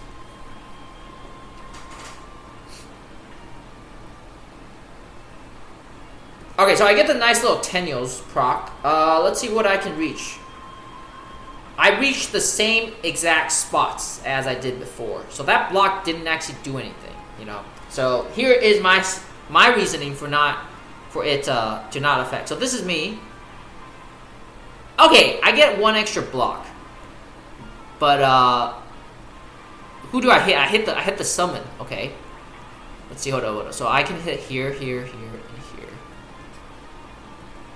Okay, I take my word back. The Tennial proc definitely helped. So I can hit. Okay, so these 2 blocks, as opposed to here. So Karura. Okay, no, I disagree. I still disagree. No, the Tennial's proc, while nice, does not affect that much. The Karura is like, yeah, I don't think the Karura is gonna go here anyways. Who are you gonna hit? You can already hit. You can still hit the Kruger. Oh, okay, I guess. Okay, but you can put the Kruger. You can put him here. You can put the Kara here if you wanted to kill the Kruger. But anyhow, Tennial's proc is Tennial's proc. RNG is RNG. Alright, so he drops a sword to prevent my Cherie from reaching the Kara. It's a body block mechanism. This is good. This significantly diminishes the ham range.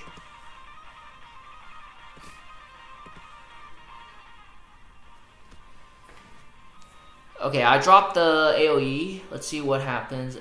Okay, so I get lucky. I am able to strip the guard.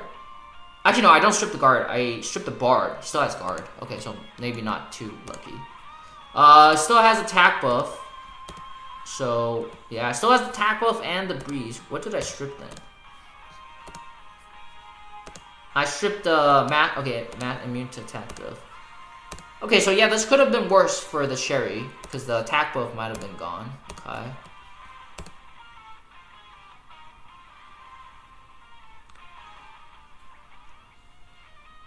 So this doesn't kill.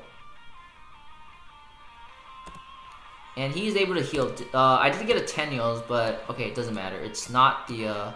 Oh, it does matter because he had mass attack. Okay, so this is the RNG.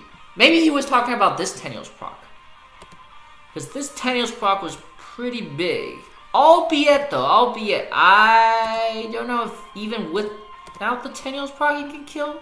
Let's take a look at the attack animations again. I mean the ticks. So I stripped the attack buff. Okay, that's pretty big. That is very big.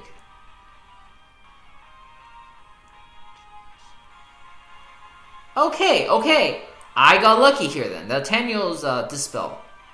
This was the Tennial's play. The Tennial Dispel here. That was the play. I was able to tank a hit. Okay. So luck was indeed here. Just not this Tennial's proc in my opinion, but rather this one. Alright, just waiting and waiting. But yeah, the moral of the story, 10 heal everybody. 10 heal robe, 10 heal helm, 10 heal everybody. Okay, he gets the -1 only. That's good.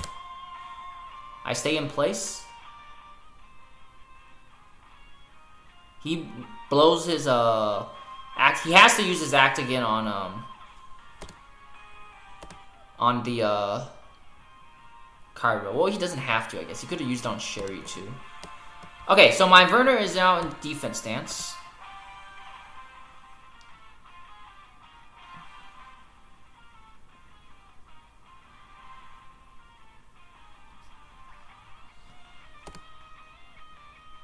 So yeah, okay, he gets passive blocked, but he also loses a lot of attack. Okay, guard down, guard down, guard down, passive down. Okay, nice RNG on my end for me. Lucky me. Okay, so this won't kill. There's no way this kills because of the fact that there is no attack buff. He is able to stun though, and shadow step. Let's see who he tries to kill. So he tries to kill the Verner in defense stance. So I live, barely. I barely live by 963 HP. Okay, he normal attacks my, my Verner. If my Verner crit there, I think his carry might have actually died too. So, interesting interactions. Okay, so my Cherie is back up.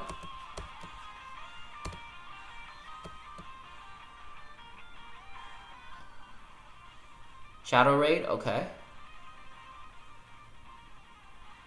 So this is SSM.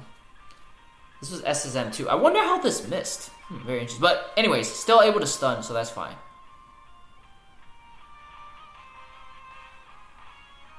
And yeah, it's a game at this point. I'm able to finish off his DPSs. The stun is pretty crucial. His car is silenced thanks to some good old RNG. And yeah, it's a game. Well, thanks for watching, and stay tuned for upcoming how to play Virash video that I will be uploading to YouTube. Yeah, and enjoy you guys' Langrisser experiences. Have a nice day. Bye.